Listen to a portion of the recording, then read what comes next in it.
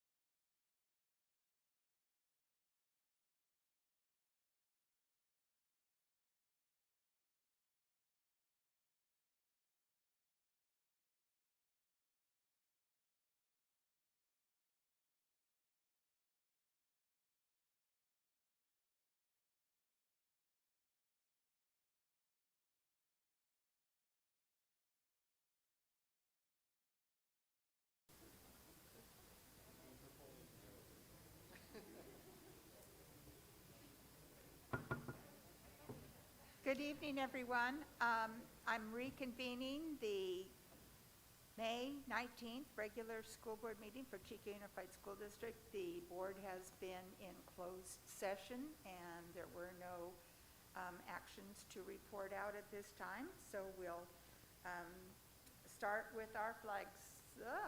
Who stole our flag? Oh, there it is. It's in the dark. Thank you. Flag salute, please.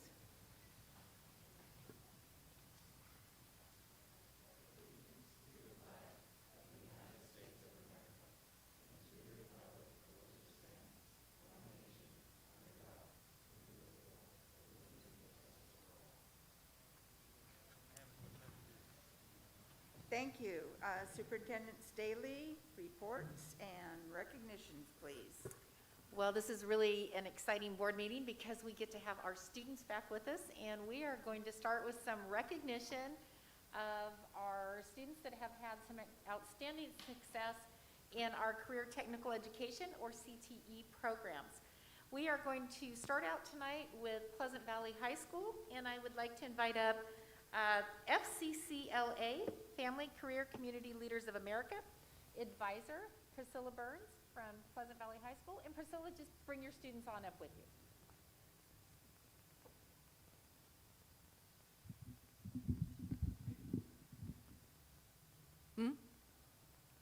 Good evening.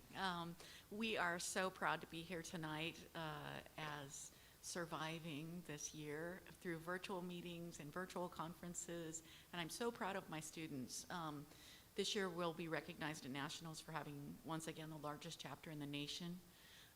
We provide all students in FCCLA, which is a CTSO, Career and Technical Student Organization, for the pathways that support hospitality, education, and child development. So we're proud to provide equitable access to 100% of our students in those pathways. We're excited. I am proud that Riley Miller served this year as a state officer, and she's going to tell you about our other proud members and their achievements. Hi, I'm Riley Miller. I am currently your FCCLA State Vice President and last year's State Treasurer. Over the past year, our members have been preparing star events to compete, and Pleasant Valley has had 3 people place first through third, and those people are Shivani Torres Lal and Leo Torres in first place and nationally qualified for recycle and redesign. Zoe Miller, first place in menu planning and table display. Tyler Friend, third place in job application and interview. I would also like to recognize Priscilla Burns, and she was awarded National Advisor Mentor, and she will be recognized at the national conference this summer along with 38 advisors nationwide.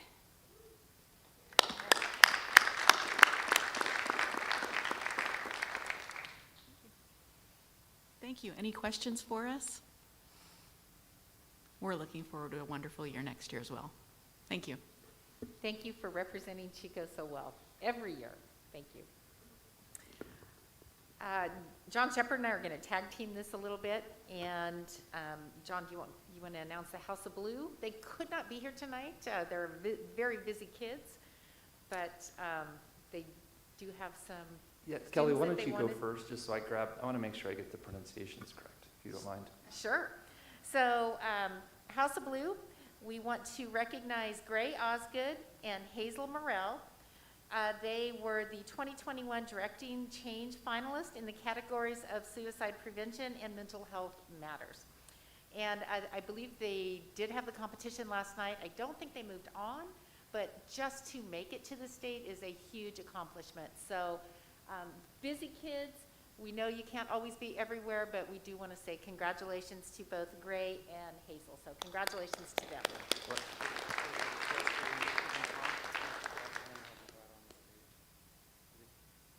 Dr. Kaiser? I got to watch the competition last night, and it is incredibly impressive. And the other aspect of it is the scale of involvement. A number of the top winners were junior high kids, then high school kids, and one CSU, Cal Pomona was also in it.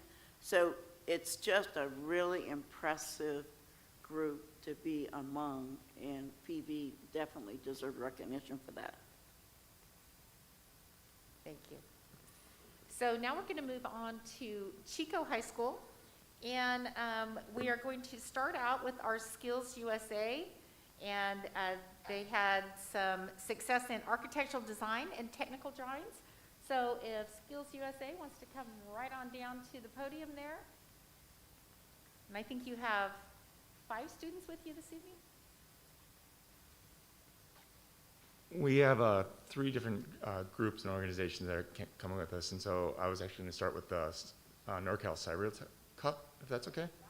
Okay. You guys come down. You can sit here. Hello, my name is John Andrew. My counterpart in the Industrial Technology Department at Chico High is Scott Farquhar here. Together, we not only continue the program of Skills USA at Chico High School that was there, but we also started a number of other organizations and started participating in other contests that we hadn't in the past. So the NorCal Cyber Mayor's Cup is a event that's recently come to be the north of California. It had been in Southern California and in the Sacramento greater Sacramento area. But we decided to jump in and see what we could do with it. We had a diverse group of kids. These gentlemen to my left, Dayla Earnhardt Edwards was unable to join us because she's at the fishbowl right now. So, but they came in on a Saturday, gave it their all, and they won the Far North region. So, I want to talk about. So, come on. Want to talk about your experience just real quick?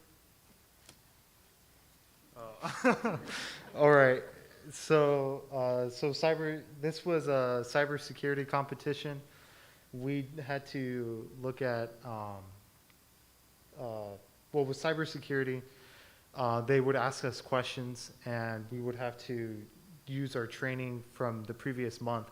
So it's a month-long competition, and where we prepare for a month, and they asked us questions where we're given logs of network code, and we had to analyze the logs to see like who logged in first, and like which one was the hacker, and what did they do once they logged in, and whether it was a breach or not, you know, and certain different questions like that. We also had to do with cryptography, where we take like a code and we have to debug it, or not debug it, but like decode, yeah, where we decode it and we get the message out of it. And I think, what else did we do? We also did, what was it? We also did like a Linux chapter where we had to deal with Linux commands and navigate like a systems directory, where we go through and find certain files, hidden files, protected directories as well, and find a bunch of codes. And that's what we did for Mayor's Cup. I think John Vincent over here, our Director of Technology, is trying to get names so he can come hire you guys. I think a number of companies in the United States would hire you right now. Well, congratulations. That is fabulous. The Mayor's Cup presentation is actually taking place on June 1st at the Mayor's office, so that's when they're going to do that. Great. Next up, we have the Society of Women Engineers. Would you like to introduce them, Mr. Farquhar? Go for it. Okay. They're going to do this. Mr. Farquhar is the primary advisor for this group, and he worked with them a couple months, correct? And they're going to talk about their project and their experience a little bit. So, Hi, I'm Camille Irons, My name's Alexis Hayton. and we recently just won the Society of Women Engineers WOW competition. When we received the thank you. When we were approached by Mr. Farquhar about a competition, the prompt was invent something that could help the environment. And we knew right off the bat that we wanted to do something that could help us locally. And because of the campfire, we knew that we wanted to do something that could help with forest restoration after forest fires. Our solution was the Resosphere, which will ultimately help spark new growth in areas that have been affected by forest fires. It is a golf ball that is a seed pod. It is made out of indigenous resources such as sawdust, dirt, compost, and any other things that could hopefully be donated from the community. Our project actually uses stuff from the environment and indigenous seeds as well, so the consumer would buy the rhizosphere and then pick what kind of seeds they wanted to put inside of it. Then any means of distribution possible, they could get it out into burn scar areas where we need new forest growth. It was a really interesting experience. It was 2 days that it was a meeting online, and it was really interesting. We met with companies such as like Johnson & Johnson and many others that gave us like insight to what, how engineering could be utilized in the real world. And it's for high school girls all over the state, so it was really cool just to be like inspired. Yeah, it was such a phenomenal opportunity to be able to go online with these people. Usually the competition would be held in person, but you know, seeing as COVID and everything, it was so cool to have it online and just to see all of the people and girls from all over the state and still have that opportunity. And we actually have a prototype, our latest prototype with us today. How it works is it's 2 halves. You place the seeds inside, and then you close it, twist it, and then it's shut. And yeah. Thank you. Congratulations, ladies. That's One thing that I do want to say, they competed regionally against 36 other teams, won regional, went on to state, competed against 5 other teams, and they won the state competition as well.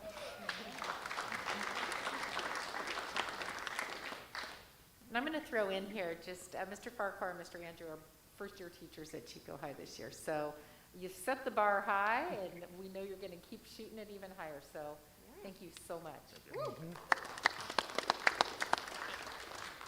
The last individual I have to introduce is the Skills USA president for Chico High School.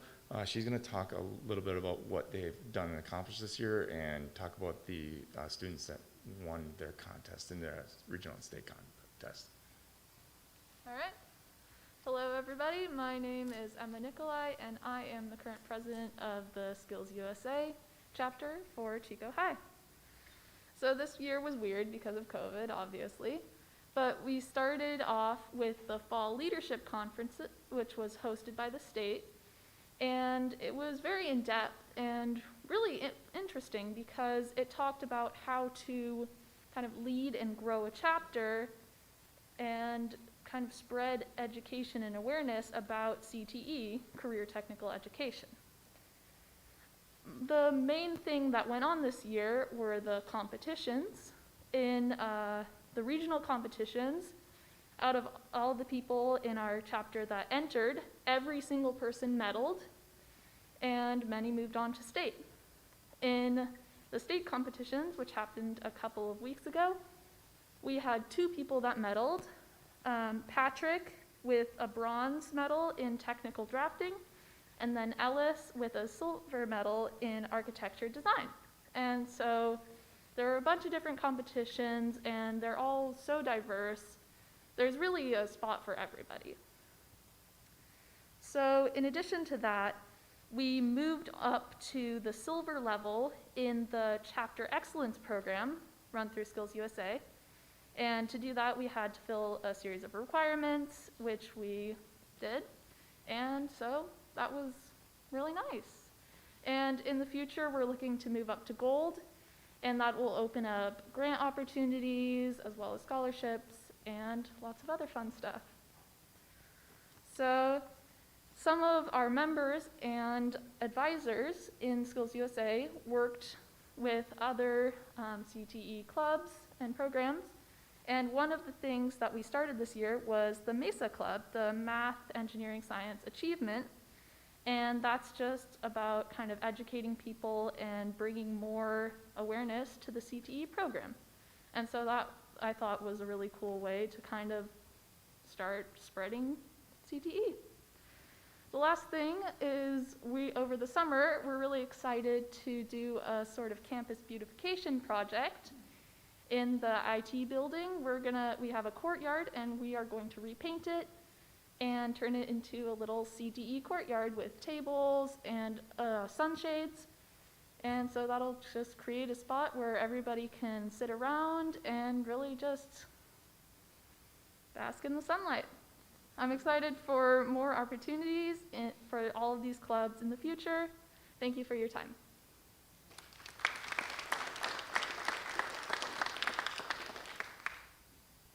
So thank you very much for inviting us to come and talk to you about what we've been doing. Greatly appreciate the opportunity that you've given us to make all these things happen. So thank you. Are there any questions from the board? Well, I would just like to say this is why we love to have students start off our board meetings. This is what we are all about, and thank you to our fabulous teachers as well as our high-achieving students. We really appreciate you being here. We appreciate all you do for our schools and for making everyone know how fabulous Chico is. So thank you, Chico High, thank you, PV, and keep up the great work. I have a question. Students, do you remember when you first heard about CTE pathways in the district? What grade level were you, and where did you run across that information? So for me personally, I can't speak for my fellow students, but I actually heard about it when I was applying for classes for my freshman year. And I saw these cool things like CTE pathways. What's that? And so I looked into it, and they were just really cool. It's like you can, for some of you can even get a certificate where you can start working and get hired by a company right out of high school. And so it's just these really interesting ways to kind of get connected and go deeper in the field that you're interested in. And so I started taking the engineering design pathway, and that's what I'm doing right now. Thank you. Anyone else remember when you first were exposed to the offerings? Oh, brave girl. Personally, for me, it wasn't until recently. Our past teacher was great, but our two new teachers have really exposed us to much more opportunities and things like this. It honestly wasn't until this past year that it really stuck with me. Thank you. Thank you. Thank you guys very much, and we don't expect you to stay for the board meeting, but you're welcome to if you'd like. How about one more hand for these great kids?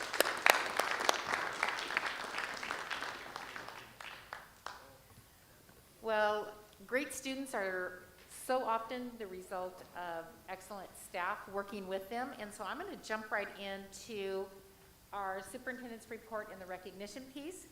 And to kick this off, I'd like to invite Chris Weaver to come on up to the podium.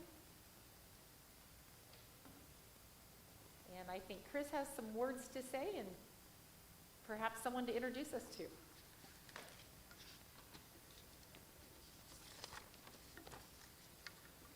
Attempt to do this without my readers. Board members, Superintendent Staley, Chico Unified staff and guests, good evening. Thank you for allowing time this evening for me to recognize one of the many heroic members from the McManus family.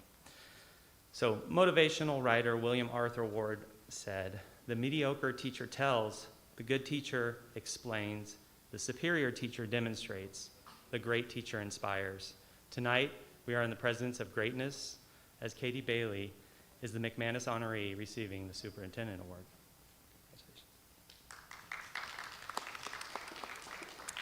Katie has served as a first grade teacher at McManus for the past 8 years. If ever there was someone who completely supports the McManus vision of creating a high quality learning environment and culture to ensure academic and emotional success for all students, it's Mrs. Bailey. In Katie's first grade classroom, she invests quality time cultivating positive relationships with her students and their families. Because of her focused attention to her students' cultural experiences, Katie's students display a strong sense of identity and agency because she is responsive to all student backgrounds.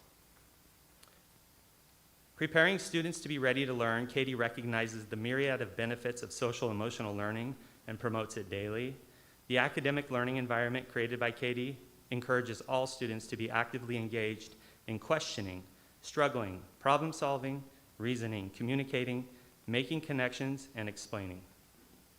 High-quality instruction takes place at McManus because teachers like Katie Bailey embrace and truly understand the value of equity, diversity, and inclusivity for all students. Katie is conscientious, driven by doing what is right for all. She is kind, extremely caring, exceptionally organized, and well-informed. Just to give you an idea of a small fraction of Katie's activism and other responsibilities, she presents effective teaching strategies to her colleagues during district-wide staff development sessions. Also, as McManus's site CUTA rep, Katie is a solid advocate for students and teachers. For the past 4 years, Katie opens her classroom to student teachers from Chico State. Her guidance and mentorship thoroughly prepares her mentees to inspire students in the future. Most recently, McManus hired a future superstar teacher who spent a semester student teaching in her class. This year, Katie's involvement with our School Equity Accountability Team, also known as SEAT, has her directly involved in site planning for the modernization of McManus. Her focused attention to this matter will impact the lives of future students for many years to come. Katie Bailey inspires our entire learning community daily and is a modern teacher who is on the forefront of education. I want to thank her husband, Paul, and their daughters, Liberty and Justice, for being here tonight to honor her. Katie Bailey is a champion for students, and I'm grateful she chooses to make student success a top priority at McManus. Congratulations, Katie.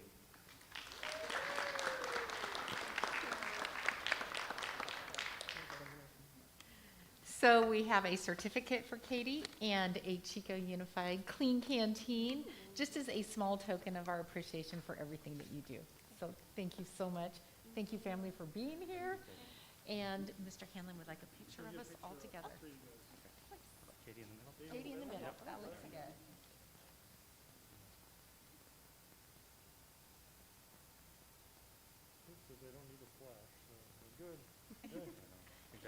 Jim, maybe you should get a family picture too. And I'm just going to continue from here. Our next school that is represented tonight is Bidwell Junior High School, and I would like to ask Mr. Dave McKay to come up and introduce our honorees.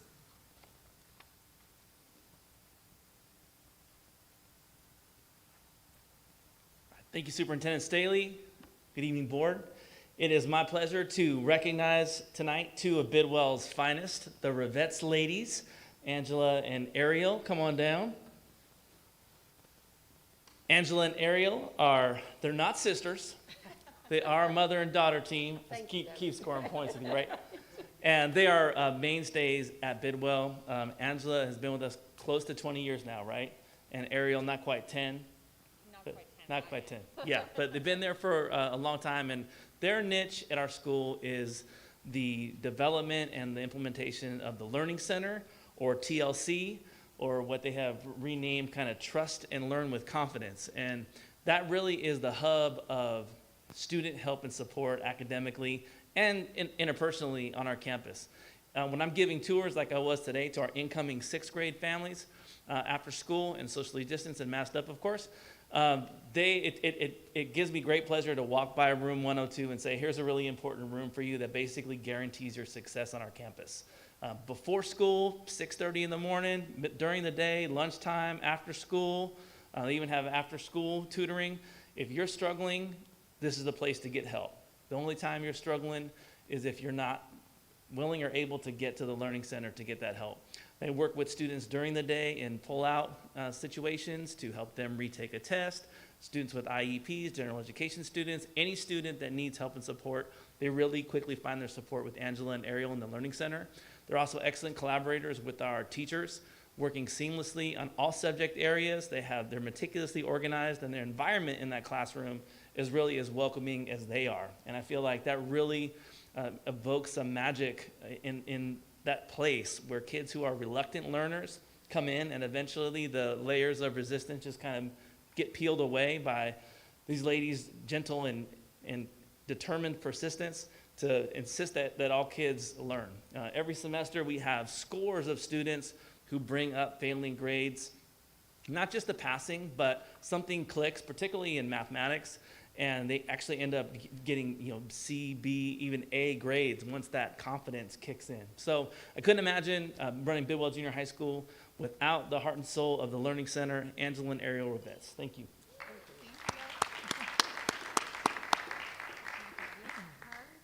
We have our certificates and our Chico Unified Clean Canteens for you. And I am sure Mr. Hanlon is right behind us with a camera. Squeezing. Why don't you guys get in front? And we'll get you are the important one.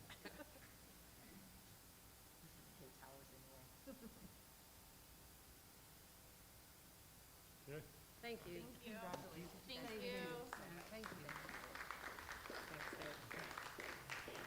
And then we're going to wind up with Chico Junior and leave it to Chico Junior to do things just a little differently, and they know how to throw a party. So, Mr. Caldera. Hey guys, hello, Mrs. Hughes. Yeah, that's what I'm talking about. Sorry, school board. I gotta tell you, I am super excited to be here tonight to present, to be able to talk and have this awesome superintendent award presented to our one and only Denise Hughes. Yay! So I first have to say that I am not the boss of Chico Jr. The true boss is Mrs. Hughes and has been for years and years. She is the one that welcomes thousands of students, welcomes thousands of parents, welcomes hundreds of teachers with the most sincerest, most beautiful, welcoming smile that the world has ever known. They say that it's not what you did that will be remembered, but how you made people feel. And Mrs. Hughes, what she does every single day with every person that comes into contact with her is she will give them a piece of her heart. Let's call that little piece of her heart a tile. And with those tiles and all those connections of those people that have come through Chico Jr., she has created the most beautiful blue and yellow soul and heart of Chico Jr. Mrs. Hughes, you are la mamá de los pollitos. You are the true mother hen. Thank you for everything you have done, and we love you. Thank you. It's my hug. Ms. Hughes, we're going to give your certificate and your clean canteen to Pedro. We know he'll get it back to you. So have a great time. Your party looks like a lot of fun. We wish we were there with you. Oh, Is that her it is. grandchild? That's her granddaughter. Yeah. We'll at least get a picture of the principal. Okay. Can we have Mrs. Hughes in the background? There we go. Get the screen behind us if we can. Told you, we're going to get creative.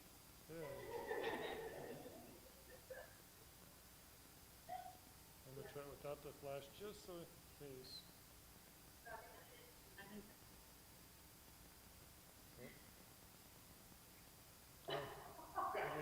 All right. Have fun, you guys. All righty, guys. See you guys in a bit. I'm running over. And I'm going to wind this up from here. I think you can see why we really like to start off our board meetings with student reports and staff recognition, because it really gives you a true feel of what Chico Unified is all about. Our amazing students supported by our fabulous staff. So with that, I will turn it back over to you, President Robinson, and make my way back. Thank you, Superintendent Staley, and all of the other presenters and recipients. Thank you very much. Okay, number 6, announcements. Dr. Kaiser? Well, I'm continuing in the same vein. we have at Parkview, the 5th grade class, taught by Miss Tammy Llanos. They competed, her last 5th grade class last year competed in the Cal Water Challenge, which is a statewide challenge, and they won 2nd place in the entire state. Wait a minute, that was COVID. Nothing happened to those kids personally because they couldn't be at school, there couldn't be a party. You know, the recognition was made, but piece of paper somewhere. This year, her class took on the challenge again. A new class, new kids, same results. I think we're talking about a phenomenal teacher. So they placed in the Cal Water Challenge 2nd in the state. They did yard design with conservation consciousness. Every single kid in the class measured their own yard, did the math, set up the formula, estimated water consumption and what would change if they changed their yard. So and then they had to write articles about it, and 2 of them were published. Very, very dramatic. They were supposed to get, again, a pizza party by Cal Water, but again, COVID. So we did it yesterday. Half our class is in person, the other half is online. The online kids had never literally been in a room with each other, saw each other in person. They were all there. We were outside, and they had pizza and watermelon drinks. And after looking around, they said, "Can we actually go play?" We said yes. So it was a phenomenal experience to see these kids who literally, under this teacher, won 2nd in the state at 5th grade. So congratulations. And on behalf of Parkview School, I do want to thank Dr. Kaiser for hosting that and paying for their party. Thank you. They really appreciated that. Yes, thank you, Dr. Kaiser. Okay, items from the floor. I believe we have one person in attendance who would like to say something during this segment. Yes, I have Elaine Ward.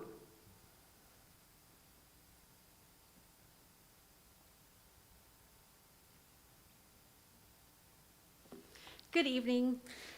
So my name is Elaine Ward. I have 2 students at Little Chico Creek, one in 4th and one in 2nd grade this year.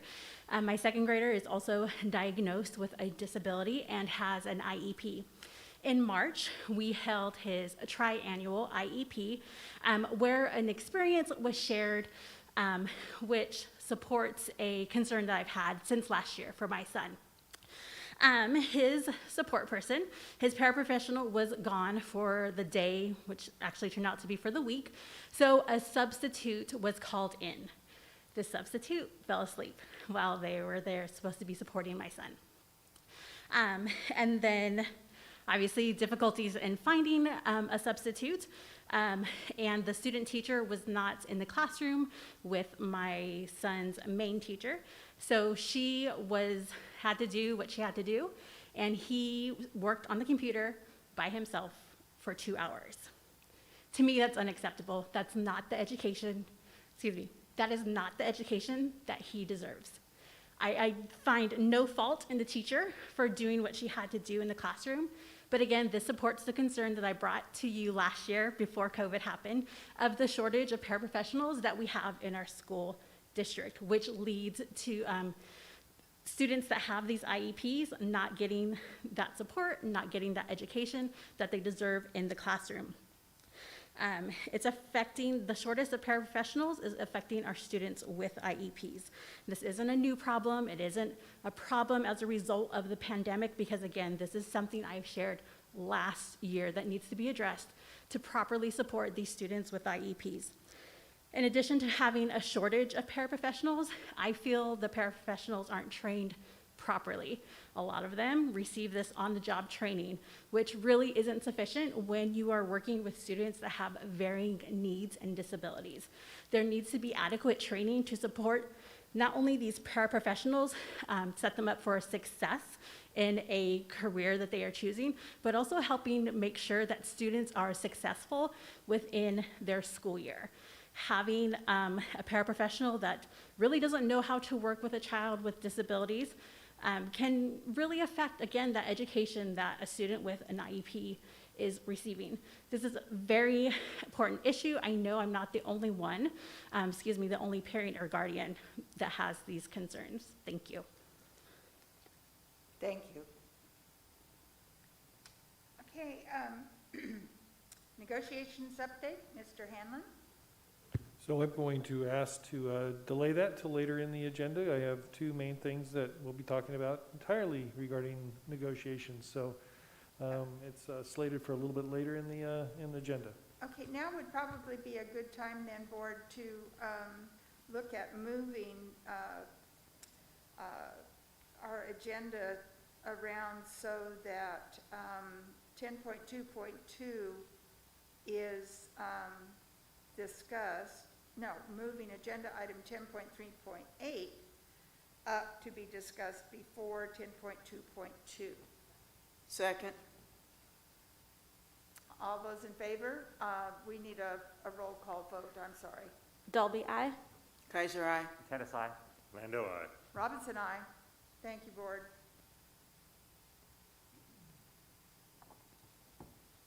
Okay, the consent calendar. Do we have, these are items that are routine in nature and can be passed in one action. Board, is there anyone that would like to pull an item under the consent calendar for additional discussion? Is there anyone from the public that would like to pull anything from the consent calendar? Okay, I believe we're ready to vote. All those in favor of the approval of the items on the consent calendar signify by saying aye. Aye. Aye. Passes unanimously. Thank you.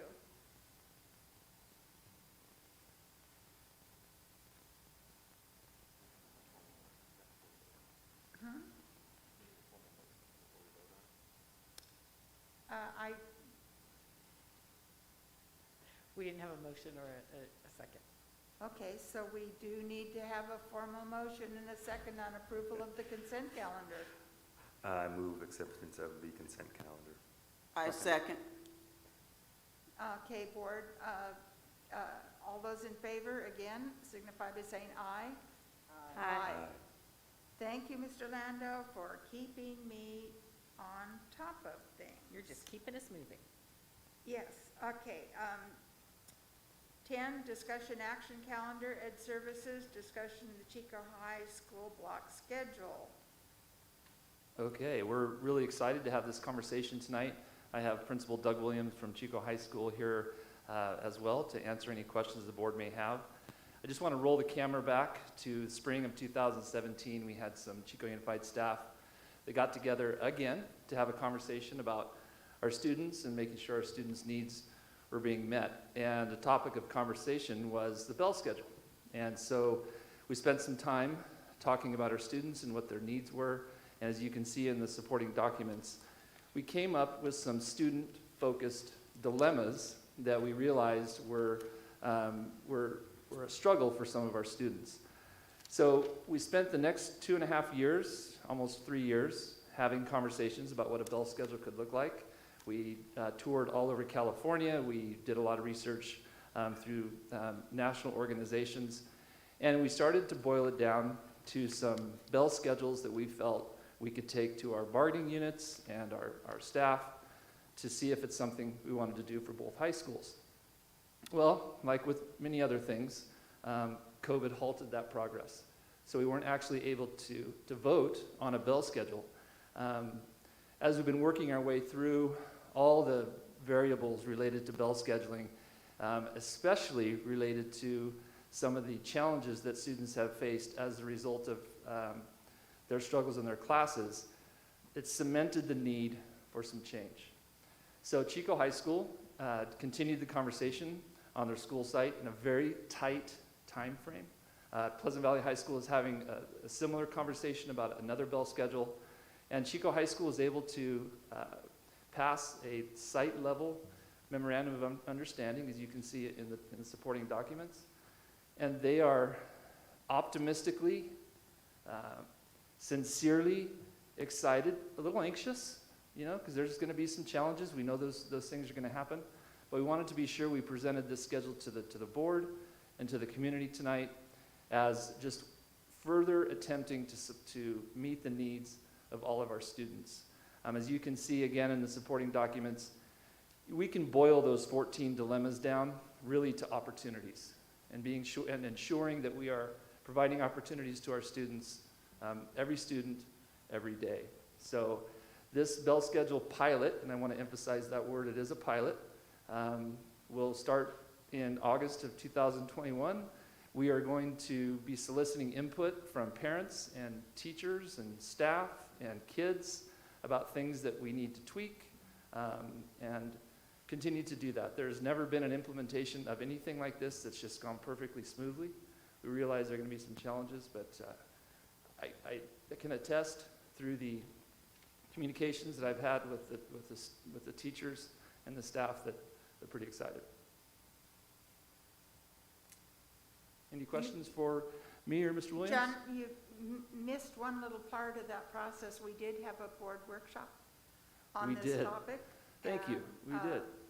Yes, and the, just FYI to board members that were here, those 14 traditional 6-period day dilemmas, that was part of that workshop. We identified those 14 items, and as we took a look at what other districts had done and brought them back, we compared those to whether or not they would meet the needs of those 14 items. So it has been, like you said, a lengthy, very in-depth process between the two high schools and the board, and I appreciate the time that everyone has spent.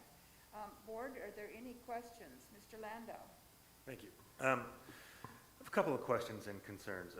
First and foremost, can you kind of walk us through, are there any schedule changes in terms of the overall number of minutes or days? So if you look at first of all, hello board, how are you? Thank you for having me here this evening. The number of minutes, so there's two concerns. Total all minutes going over 64,000, we're right there. We have additional minutes actually in this schedule.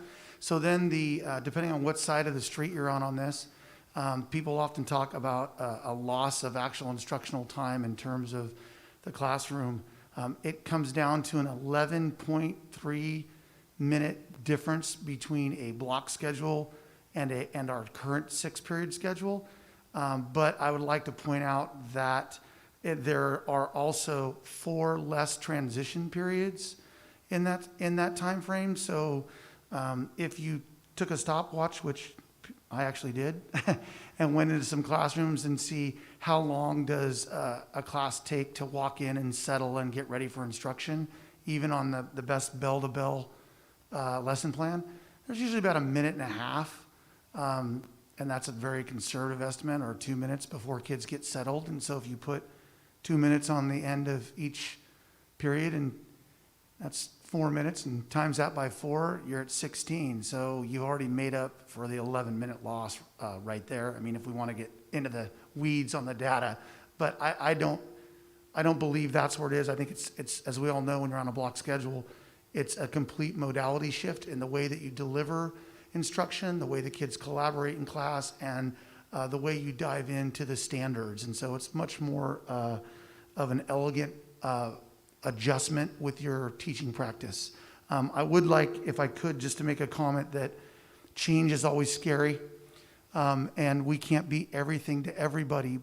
So it's going to be really important to get the message out to families that our goal in this is to support students more with what they're doing and not to add additional burdens on them with a block schedule, but to create interventions within the day so students don't have to show up before school or at lunch or in after-school programs because certain students, due to acuity and excess, are not able to attend those interventions. And so although this does provide everything that has been listed in the dilemmas there, you can read access to greater variations of course schedules, CTE and AP, and instructional methodology changes. It also really gives students who need intervention time that's built into the school day.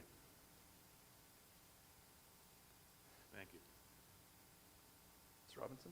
Yes, one of the things that was always a concern was number one, the dilemma where someone is failing a class or has failed part of a class semester. How do they make it up without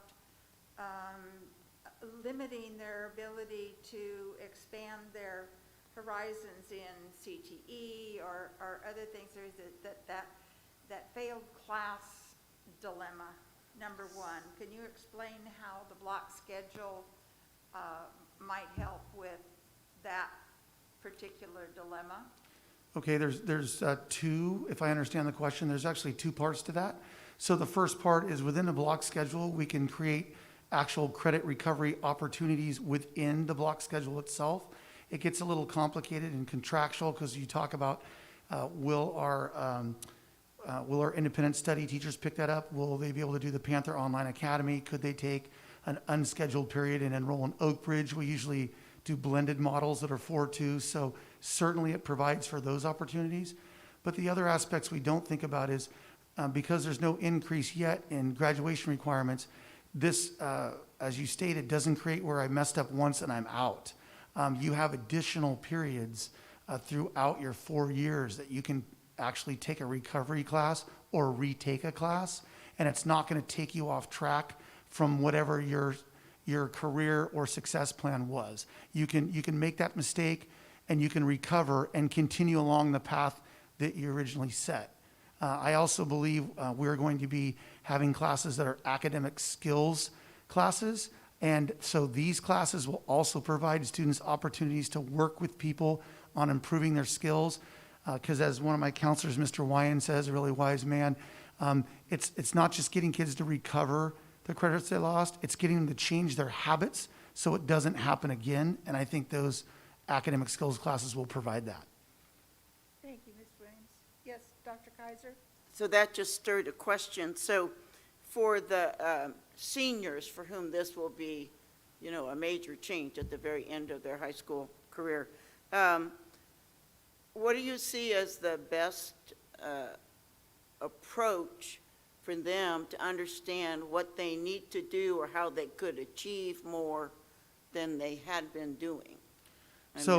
I would, at both ends, Yeah, I'm going to defer to parents, students, and the counselors on that, because I think our seniors, as you know, a senior in high school now, even on a 6-period day, we probably have about 4 or 5 typical types of seniors. Some are taking all 6 academic classes. Some are on a 4-2 limited day. Some are on work experience.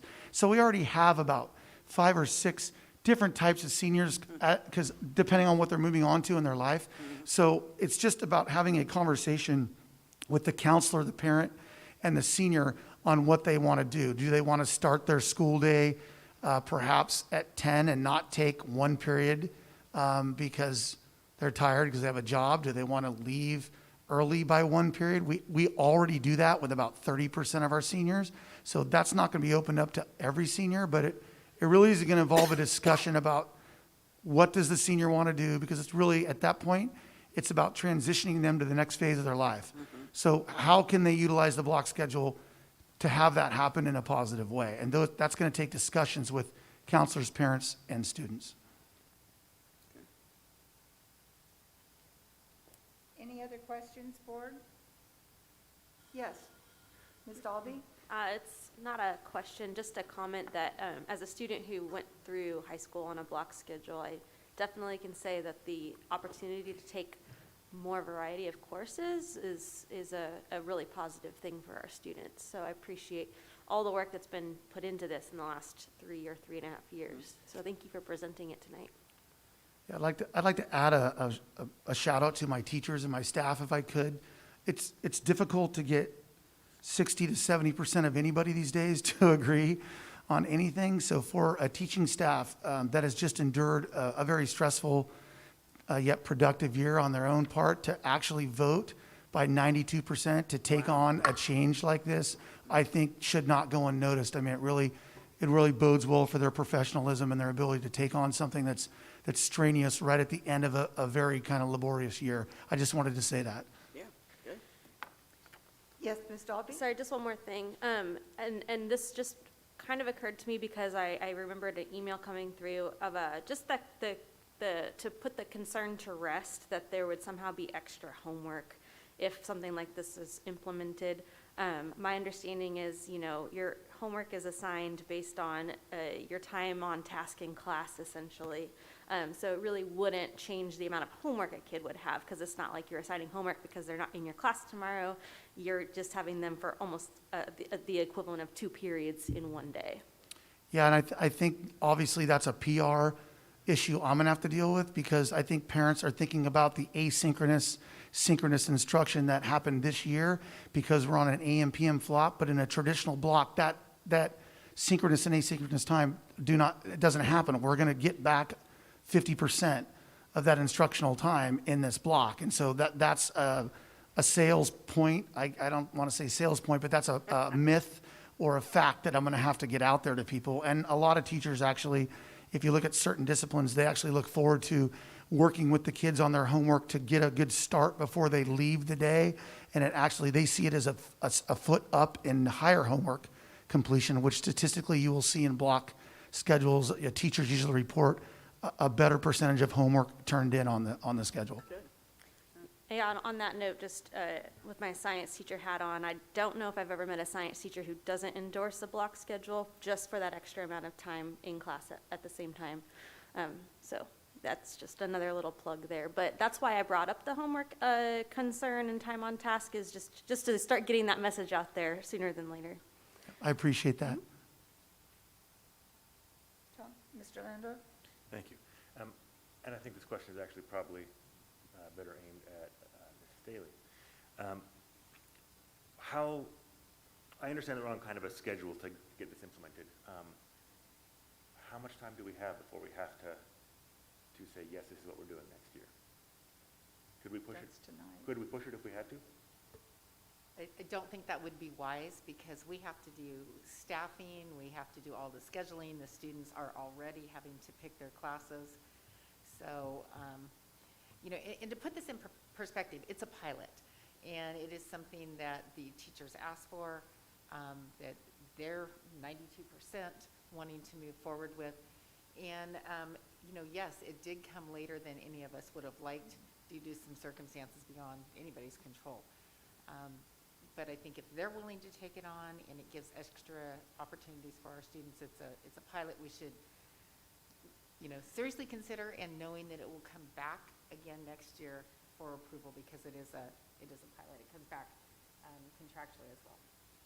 And I just wanted to add, related to the timing, it was really the infusion of the federal and state dollars in March that really allowed this conversation to come to fruition, because it is an expensive proposition, and those dollars are here for a period of time. And the block schedule appears to address many of the things we talked about doing over the summer or after school hours. So it was kind of a confluence of money coming in at the same time, is really a momentum at the site level and the teachers there grabbing hold of it. So that's why this happened so quickly. I would just point out, it's really, the money is a part of it. I hear that. And look, as a teacher, I am 80-ish, 85% in favor of block schedules. I teach on one right now. I get it. My concern is that I haven't heard a lot of parent input about this, and I think for many parents, this is the first time they're hearing about it, or at least the first time they're really thinking about it again since COVID. And we're talking here about PR and how to market this idea to parents. I want to know if that works. I want to know what they think about it. I want to talk about pick-up and drop-off schedules and whether we're addressing their concerns about homework load and all the little things we haven't possibly thought about yet they're going to bring up. So it makes me a little nervous to see as we're doing this. I get that it's only 1 year, but on the other hand, that's 1/4 of somebody's high school career. And I really want to make sure that we are listening to everybody before we take a step like this, because it's pretty big. Dr. Geiser? Well, we did, and again, this was before COVID, so much of our life. But we did have a very thorough workshop on this and looking at ways to fix, quote unquote, some of the problems we had with our scheduling, which were quite notable. And I did have the privilege of going to several schools in the Bay Area with John and Jay, and they had made this change, and it was extremely successful, and we got to meet with students and with teachers. So the purpose of a pilot is to do just that, is to find out where we might need to oil the squeaky wheel or, straighten the steering a little bit. But I don't think this is something that you can do without actually physically being in it. Otherwise, you're just looking at a picture. And so I have a kid in the school, so I'm willing to shove him down the rabbit hole, I guess. Okay, do we have, yes, Mr. Tennis? I've never heard a parent, and I've been in touch with several, speak ill of this concept to me.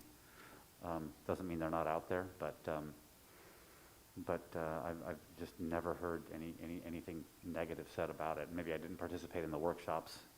I wasn't around, but I have yet to hear anything negative. Any other discussion?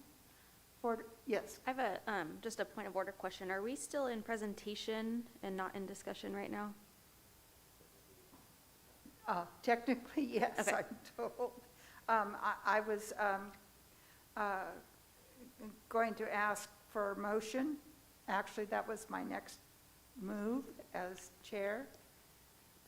Were there any public comments on this? None that have come forward. Okay, No. that was my point of order. I just didn't hear that we were in discussion and not in presentation still. Yeah. So Thank I'll you. make the motion to pass 10.1.1, the block schedule pilot for Chico High. I'll second. Okay, I have a motion and a second. Mr. Landau? Yeah, I have some discussion at this point. Again, I'm not anti-block schedule. In fact, I think for the most part it's a really good idea. However, given that we're on a short time frame, I want maybe some ideas or assurances that we've got a really solid mechanism for capturing feedback from parents and students about what works and what doesn't, and for analyzing and applying that later on. How are we gonna catch that? Well, that is a great question. We certainly have our traditional mechanisms built within the schools through our PTA, our school site council. We do have a mechanism to survey students, so I think that's an excellent opportunity to get student feedback. And we do have the opportunity by school site to survey parents. So we would need to develop those surveys to ask parents their input, but I don't see Mr. Williams, but I'm sure that can easily be done. Specifically, too, just to jump on that, we do have the opportunity in the fall and again in the spring with a climate survey, and we can build site-specific questions into those surveys. So we'll know in the fall. And just to add some non-survey mechanisms, we'll be looking at credit recovery rates. We'll be looking at enrollment in Attendance rates. CTE programs. So it won't just be the anecdotal, how did we feel about it, but it'll also be about, here's some numbers establishing that this is something we need to continue or not. Because if we're not meeting the needs of students, those 14 dilemmas, it's a significant financial expenditure to not meet kids' needs. So if we are meeting their needs, we need to celebrate that and improve. I'd like to address your point directly, Mr. Lando. So I would certainly say they're broad brushstrokes. I do not have a survey created as of yet. I'm in researching block scheduling. You've got to go back to the 90s to really get some hardcore data. There has been some really good research actually recently by the RAND Corporation because they were tasked with looking at starting as we're going to be starting at 8:30 as is PV because it's a state requirement in a year. And it's wrapped into the same survey by the RAND Corporation. If you look, I think it's a 2015 and a 2018 study. What I'd like to do is do 6 what I would call kind of targeted feeler surveys next year, 3 in the first semester, or excuse me, 2 in the first semester and 4 in the second semester that ask specific questions to students and parents about the schedule. And then we can correlate that data and certainly share that with you with the other matrices that we'll have on student achievement. Thank you very much. Yes, Ms. Dalby? Yeah, I'm watching my email like a hawk over here. So another question was brought up, which actually piqued my interest also, which is the fiscal implications, as they read here, is about using the COVID relief funding to staff the additional needs or to fund the additional staffing. So this is a 1-year pilot that we are talking about committing to in this vote, is my impression. And so what's the financial difference from running it traditionally versus this model, and how does that projection look? Sure.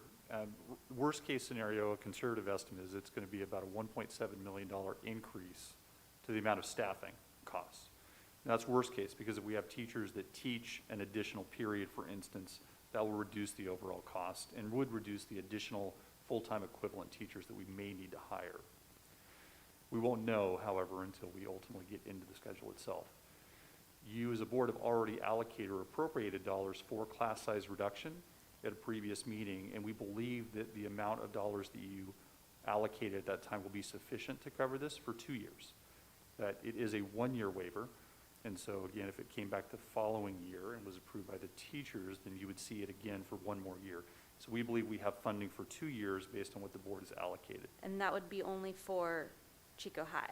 That is correct. However, at the time, if you recall, we brought back a second allocation for class size reduction at the secondary level. And so we took into consideration both high schools and believe that the allocation that has already been made will cover both high schools, including not only the block schedule in Chico High, but if there was a 0 or 7 period option offered at Pleasant Valley High School. And if Pleasant Valley High School chose to go down this line, we believe the allocation at this point in time would be sufficient, but we'll have better information as we get into the year to understand how the budget looks compared to actuals. So at this point, you're saying that it's likely, with the way the numbers are looking, that we could fund this 1-year pilot program at CHS, and if it goes well and everybody's happy with it and PV wants to jump on board, we could then fund both PV and CHS for that second year? Based on our estimates at this time, and if there are any adjustments we feel that need to be made, that's one of the reasons the board, or we didn't ask the board to allocate all the money.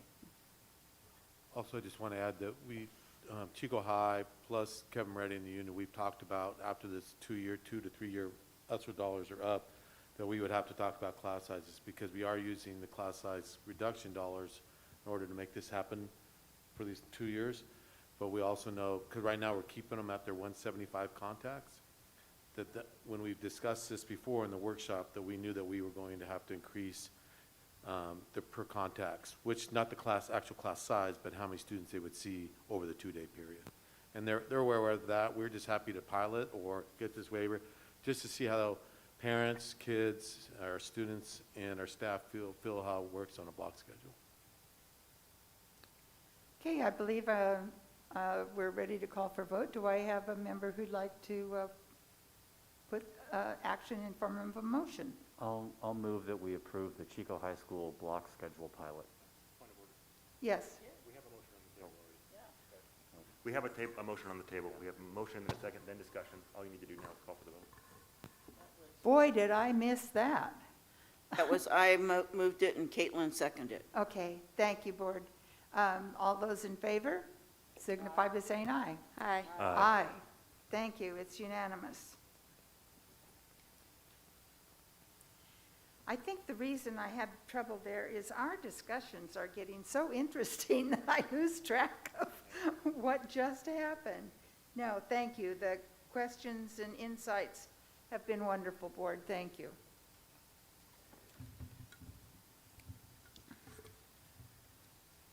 Okay, we're moving on to the annual spring charter visit report. There she is. Hello. Tina Keene. Good evening, Board. Good evening. Each spring, our Ed Services team visits our 8 charters that we currently authorize in Chico Unified. This year, we were able to do it via Zoom. It was not optimal at all, as we like to go to the campuses and experience campus life, but we made it work. The charters were very amenable and great, and did a couple things during this year's visit for us. I included in your packet the not only the reflections from each charter, but also just a Cliff's Notes version of my own attached to each one to kind of highlight what the visit was about. There were strengths and challenges, just like we had in our own district here, that were felt, and many of them were common throughout the charters as well. So we do have the charter leaders on the line for Zoom if there are any questions for them tonight. We look forward to a more traditional and in-person visit next spring or before, as I'd like to get out and see them before that time comes next year. Dr. Kaiser? Yeah, I have a couple. So I noticed that Inspire was commenting about, it was Pivot North Valley was commenting about concerns about the SAT test and the ACT test. However, both the UC and the CSU have officially said they will not use either test. So I thought that was something that, you know, as a high school, they needed to recognize that and have their students aware of that. The other aspect is I was very impressed that Chico Country Day said that they focused on learning as the achievement, not the task. So I thought that was a very interesting approach. And then I really liked the idea that Inspire was doing a 4-year advisory. Apparently, from my understanding, the students stay in that same advisory group for all 4 years. Since they've already done a different kind of block scheduling, but I thought that might be something that would be really helpful for our high schools if kids had a consistent group and a consistent advisor to check in with for all 4 years. I was very impressed with that. So those were my comments. Thank you. Thank you. To address one of those specifically, actually, because it is coming up here within about a week or so, Becky Brown is going to join our DLC to talk about their advisory. So she's going to share, as she told me, I'm happy to share what didn't go right so we could get to where we're at today. I'm always willing to take that. So thank you, Becky, if you're out there. Any other questions? I would comment that it was interesting to me that a number of the charters were following a lot of the same direction that Chico Unified overall is following with the equity and bias issues, and that they have really taken a deep dive into those concerns for themselves at the charters, and that was, you know, a line that flowed consistently through the reports. And I did ask, what we used to have a fiscal report on the, what did we do similar this year? Do we have any red flags, or is everybody fine? No, if we had a concern, we would have pointed that out, that the viability of all the charter schools related to the review. We don't have any concerns at this time. Thank you. Okay, I believe this is just a report to accept. I don't believe there is an action necessary, so we'll thank the people that did the the reviews and the write-ups. Thank you, Tina. Those were some very interesting questions that brought some very reflective responses. So thank you. Yes, thank you. They were quite reflective, and we appreciate the time they took to really answer those thoroughly for us. Tina, just to clarify, this is listed as discussion action. Do we need to approve these? Not that I believe. I think it's been a yearly update. We have no renewals this year, so yeah. Thank you. Thank you, Tina. You're welcome. Okay, next up, I believe, Tina, you're going to stay right where you are. I am. Okay, we have a hearing and the discussion action on Achieve Charter School petition. Let's see, do I open the public hearing before we begin the presentation? I'm asking for direction. I don't believe there is a presentation tonight. You can go ahead and open the public hearing. If there's any questions or public comments, they'll come forward, and then we'll move forward for a vote from the board. Okay. Then I open the public hearing on the Achieve Charter School petition. Do we have any comments or public requests for input? We had no speaker cards submitted. Okay. I would like to just announce that Assemblyman Gallagher and State Senator Jim Nielsen presented the board a letter of support for Achieve, and they have been following the, all of the ramifications of the Paradise Fire and what, what we've done to try and rescue the students. And so we did get that letter of support for approval. Do I have any comments or questions from the board?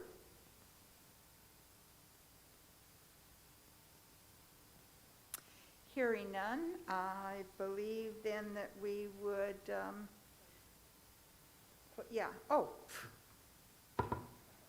close the public hearing. Okay, board, do you have any motions relevant to this petition request?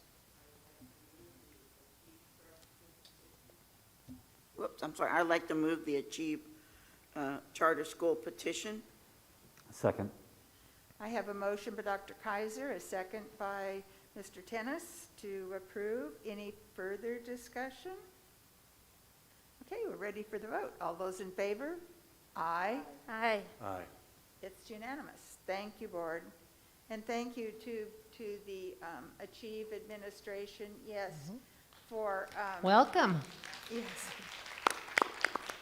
We had a lot of questions in the months prior to this action, and you were very responsive in getting our questions asked, so thank you very much.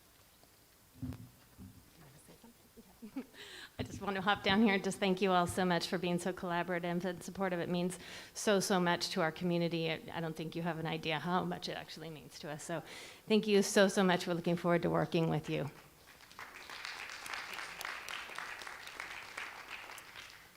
Okay, next is the Oak Ridge Academy application for County District School CDS code.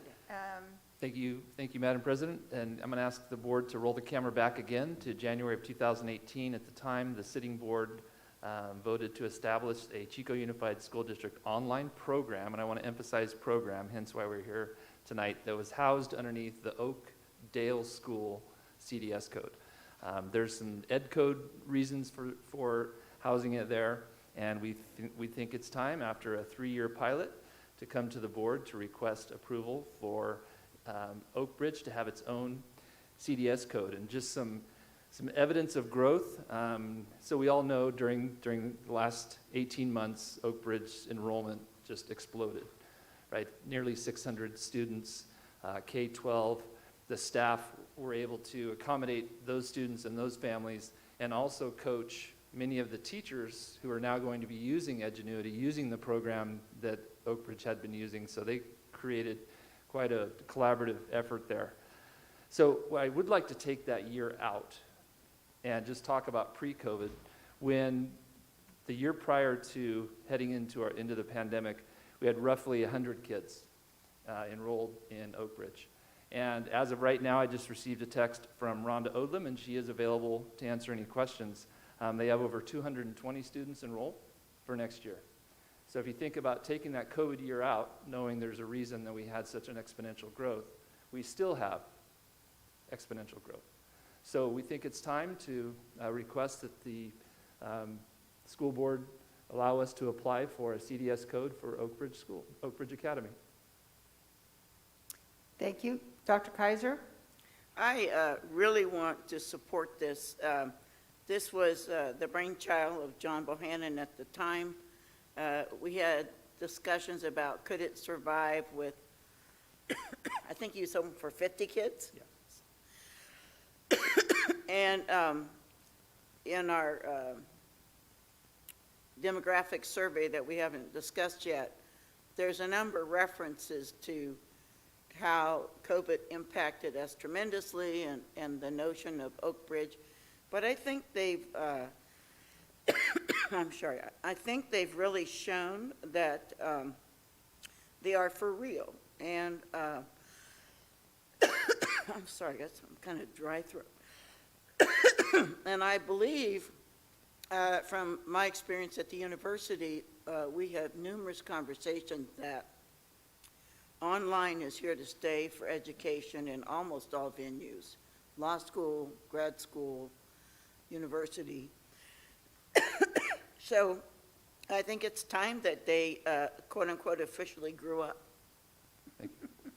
So I'd like to move the passage of Oak Ridge Academy application. Do I have a second? I'll second the motion. Do we have any discussion from the board? I was just wondering if there was a point of order. Regarding? The order of operations for our steps. Were there any public comments or? There, Okay, There are no public comments. thank you. yeah, I get a sticky note from over here if there's someone that has, I understand that, but we still need to Yeah. state each line of our Thank you. of our order of operations, please. yes. Okay, we are at the point where I'm going to ask for a vote. I have a question I'd like to Yes. throw out there. This didn't occur to me until now, but do we have any evidence or knowledge of people being involved in Oak Ridge that shouldn't be? Are there any orange flags or red flags about, people who were, signing up for it and not actually engaged in the process at all, maybe fulfilling some sort of, mandatory attendance requirement or something like that without actually doing anything or something like that? I would say similar to any educational setting, be it public, private, K-12, there are always going to be some situations where kids are signed up to show up every day and take care of business, and they don't. That's part of education. I think the advantage that Oak Ridge provides to us is just additional opportunities, not just an online, 6-period or 7-period opportunity, but also a hybrid opportunity. If, for example, a student may want to take CTE capstone courses, 2 blocks of culinary, and they can also take 4 other classes through Oak Ridge. So, kids are required to go to school, Yes. right? And we used to have staff who worked for the district who roamed around town looking for kids that were not in school, right? We still Still I wouldn't do. say they roam around town. They're very directed. If they hear of an issue, there are usually our targeted case managers, and they knock on doors with some support if they need it and have conversations. And what's going on in this respect, what do you call this, truancy or something like that, is kind of on par in Oak Ridge to what's going on in the non-virtual learning environments? One of the advantages of shifting Oak Ridge to its own school is all the resources that would go with it. Targeted case management support, counseling support, classified support. That support's there right now, but it's part of another school. And so with Oak Ridge being its own school and its own entitlement funding, it would increase the support there. Thank you. Yep. I believe we have to be compliant with, is it SB 50? That, make sure that the minutes and the work and stuff are being complied with. Yes, the SARB process, when it's in place right now, but obviously with COVID, there's some challenges with it. But the SARB school attendance review board process for issues of truancy that's still in place for Oak Ridge students. And, Mr. Dennis? Yes. Thank you. In terms of being present and in class in Oak Ridge, once upon a time, for online learning, if you just checked in with the teacher at any point during the day, you sort of got credit for having been there. No, it's very prescriptive. For example, I've had parents who've called me to ask me to look into exactly how many minutes their student has been active in a class every day. The reports that come out show idle time. They show engaged time. So it's extremely descriptive because, as you can imagine, it's hard to know if a kid is actually engaged online. But there's some artificial intelligence that's beyond my scope that is able to judge that. Thank you. Mr. Lando? To that point, I heard that Rhonda was on the call. Perhaps you could explain a little more about how attendance is tracked. That's all yours, Rhonda. Okay. Hello, am I on? You're on. Hello, everybody. Hello, board. I'm excited to be having this conversation. Oak Ridge attendance monitors attendance very closely. Our teachers look at it every single day. And through Edgenuity, we're able to monitor through our session logs, and students are required to do each minutes each day and each week. And if a student is not working the number of minutes each day, our teachers are reaching out to those students on a daily basis. Most of our students communicate with their teachers via text, email, whatever method is necessary. Students like text, as you could imagine.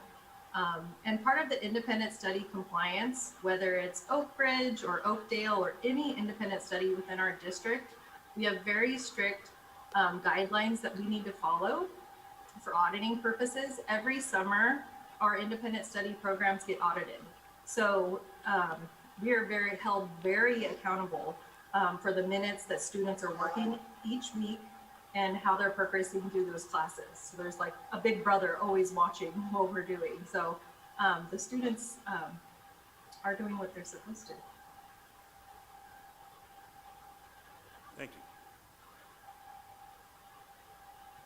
Okay. Board, we've had a motion and a second. Any further discussion, questions? Are we ready for a vote? Okay, I'm going to call for a vote. All those in favor of giving the CDS code for Oak Ridge signify by saying aye. Aye. Aye. Any opposed? Okay, it's unanimous. Thank you, board.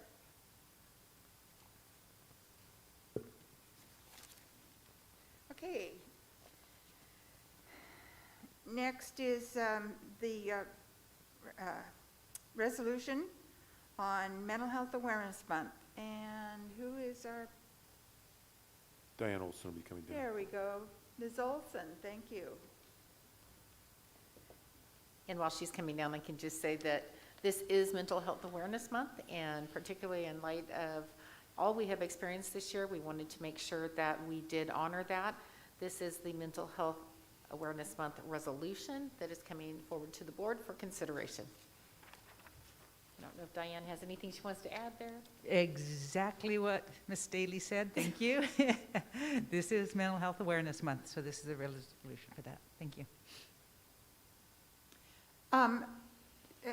Ms. Olson, would you mind reading the resolution? There are some very significant points of interest and data in the resolution, and for those that may be at home that don't have it in front of them, plus if you could, just read through the resolution, please.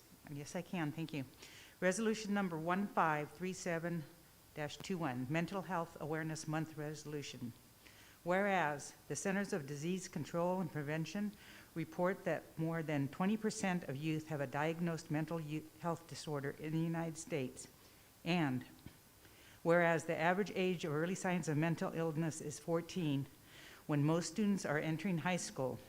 And whereas an estimated 60% of students with emotional, behavioral, and mental health disorders do not graduate from high school, according to the U.S. Department of Education. And whereas National Survey of Drug Use and Health data shows mental health diagnoses, suicide rates, non-suicidal self-injury, such as cutting and emergency room visits for students experience mental health issues are all on the rise. And whereas the CDC has declared suicide as the second leading cause of death among youth ages 15 to 19 years old. And whereas the number of children ages 6 to 12 who visited children's hospitals for suicidal thoughts or self-harm has more than doubled since 2016, according to the Children's Hospital Association. And whereas researchers from the University of Montreal found that students with untreated mental health illness are more likely to be chronically absent, more disruptive in class, have lower academic achievement, and ultimately drop out.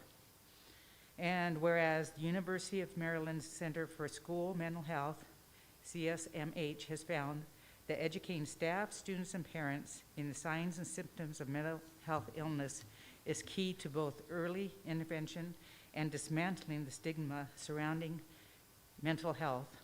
And whereas the Adverse Childhood Experiences ACEs study has linked these childhood experiences to a higher risk of problems, including depression and suicide. And whereas spreading awareness of the importance of mental health can help people realize the many ways in which mental illness impacts them and those around them, and can provide the opportunity to learn about available services. Now, therefore it be resolved, the governing board of the Chico Unified School District proudly proclaims the month of May as Mental Health Awareness Month in recognition of any student of Chico Unified School District, staff member challenged by mental illness. Chico Unified School District stands ready to support you. Adopted this 19th day of the month in May 2021. Thank you, Karen. Do we have any public comment?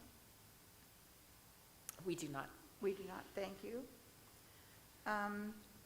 Board, do we have any motions associated with passing this resolution? I move approval. Okay, I have a motion by Mr. Tennis and a second by Dr. Kaiser. Any further discussion, Board? Dr. Kaiser? I just want to say, after participating in the presentation of the student videos that they did around mental illness and suicide prevention, especially when you see how young some of them were. They were just middle school students. It was really, really powerful. And I just think this is the perfect timing after last night's presentation for this. So thank you. Thank you, Dr. Kaiser. Are we ready for a vote? Okay, Board, all those in favor of passing Resolution 1537-21 signify by saying aye. Aye. Thank It's you. unanimous. Thank you, Board.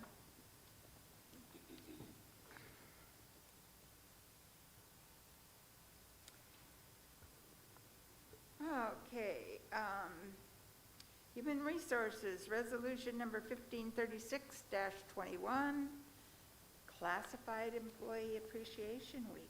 So back-to-back resolutions. This is Classified Employee Appreciation Week, as stated by the state of California.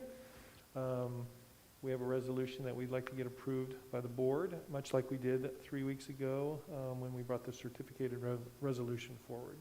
So in honor of our over 700 classified staff, I'd like to read the resolution into record. This is resolution number 1536-21. The week of May 16th through 22 is hereby designated as Classified Employee Appreciation Week.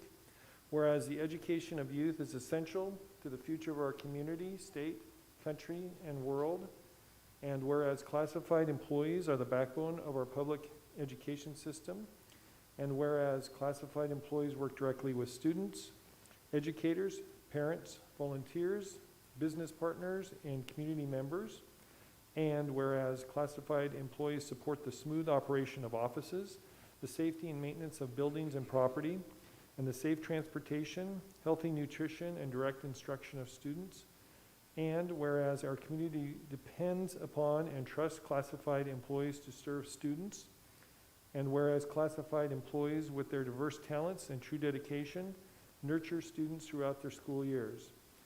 Now therefore be it resolved that the Chico Unified School Board Trustees proclaims March 16th through the 22nd, 2021 to be Classified Employee Appreciation Week.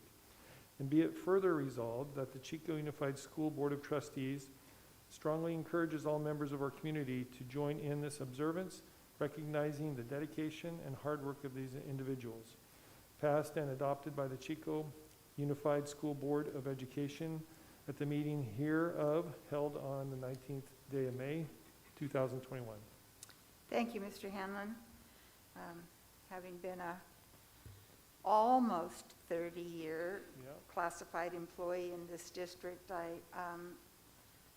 know that this kind of recognition is appreciated by the classified employees. So I would like to, is there any public comment? There is no public There comment. is none. I would just like to say that we, with nutrition department, made goodies that went out to each of our school sites, some treats and coffee drinks, and distributed them throughout the, at each school site, and said thank you very much to all of our hardworking classified staff. So it was a week of celebration. And 3 of our Superintendent Award winners tonight were We're classified employees. classified, yes. Well, out of the ordinary, the board president would like to move approval of Resolution 1536-21. I'll second. Thank you.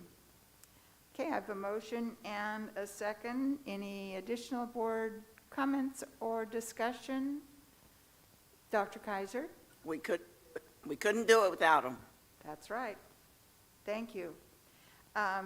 Well, we couldn't do it without any of our school employees. It takes a village, as someone once said. Call for a vote. All those in favor? Aye. Aye. Aye. Aye. Thank you, board. It's unanimous. So at this point, we will move to item 10.3.8. This was the item that we were moving up Yes. before the adoption of our tentative agreements. So for the board consideration, Assembly Bill 2756 provided additional disclosures of financial impact of negotiated agreements. It also required the superintendent and the business official of a school district to certify that the district can afford the agreements. And so we are providing those disclosures to the board, both for our teachers union and our CSEA group. And then also note, we've included our management, but management is not it is not a bargaining unit. It is an unrepresented group. So we are including the disclosure because we think that's the right thing to do, so the public and the board is aware of the impact, but you'll not see a tentative agreement for board approval this evening since they are not a recognized bargaining unit. The nice thing is that this is one-time money, and so we're showing the impact of one-time money, and it would be paid from reserves and would not provide an obligation ongoing to the district. Thank you. Do we have any questions from board members about the documents that were provided out of the county? It's the county that reports to us, right? It's the county's responsibility to fulfill AB 1200, which is the Yes. fiscal oversight language. So they have provided these forms to us. So we've completed them, and we've already sent these to them. If the district were in a qualified or negative status, they could potentially comment on these agreements. However, we're positive our reserves beat all the requirements of reserves, so there is no comment from the county, and they appreciated the information. Thank you, Mr. Baltima. Do we have any questions or clarified purposes from the board? Okay, do we have any public comment? Thank you. Okay, board, do we have any motions associated with this agenda item? I'd like to move 10.3.8. Thank you, Dr. Kaiser. Second? I'll second this, that's okay. Second from Mr. Landau, thank you. I have a point of discussion. I'm sorry, what? I have a point of discussion. Discussion Exception? on the motion? Yes. Discussion on the motion? Yes. Yeah. I'm sorry, yes. Representatives of the CUTA have referred to this as a bonus, and I agree that that's what this is. I don't think a bonus for Chico Unified School District employees and management is appropriate at this time, given the stress that our community has been under in the past year, and so I'll be voting against this expense. Thank you, Mr. Tennis. Okay, I believe we're ready to call for a vote. I'm going to ask for a roll call vote. All those in favor signify by their name. Dalby, aye. Kaiser, aye. Mr. Tennis? Tennis, nay. Lando, aye. Robinson, aye. Thank you. It's passed 4-1. Okay, now to the tentative agreements. So first of all, I'm bringing to you the tentative agreement with CSEA. It is in the packet, but the main portions of it, I'll just kind of do a brief outline and then be open to any questions if you have any. The total cost of the CSEA portion of the 2% one-time off the salary schedule payment is $513,000. We also negotiated language to remove catastrophic leave section, which is very difficult to implement under IRS rules, and the union agreed that they did not want to take on those responsibilities. We added registered domestic partner to the language under bereavement section of the contract. We extended the term to June 30th, 2024, which is a technicality in that the contract would have terminated this year, and we just agreed to continue it for another 3 years. And then we have, through the funding that the board approved at the last board meeting, we have the ability to do 6 hours per school per day at school sites, and for tutorials and increase in learning to address learning loss through the COVID pandemic. And what we did was waive district-wide seniority rules that we have in the contract, and we will implement only site-specific seniority rules so that we don't have for an hour or an hour and a half position having somebody come clear across town.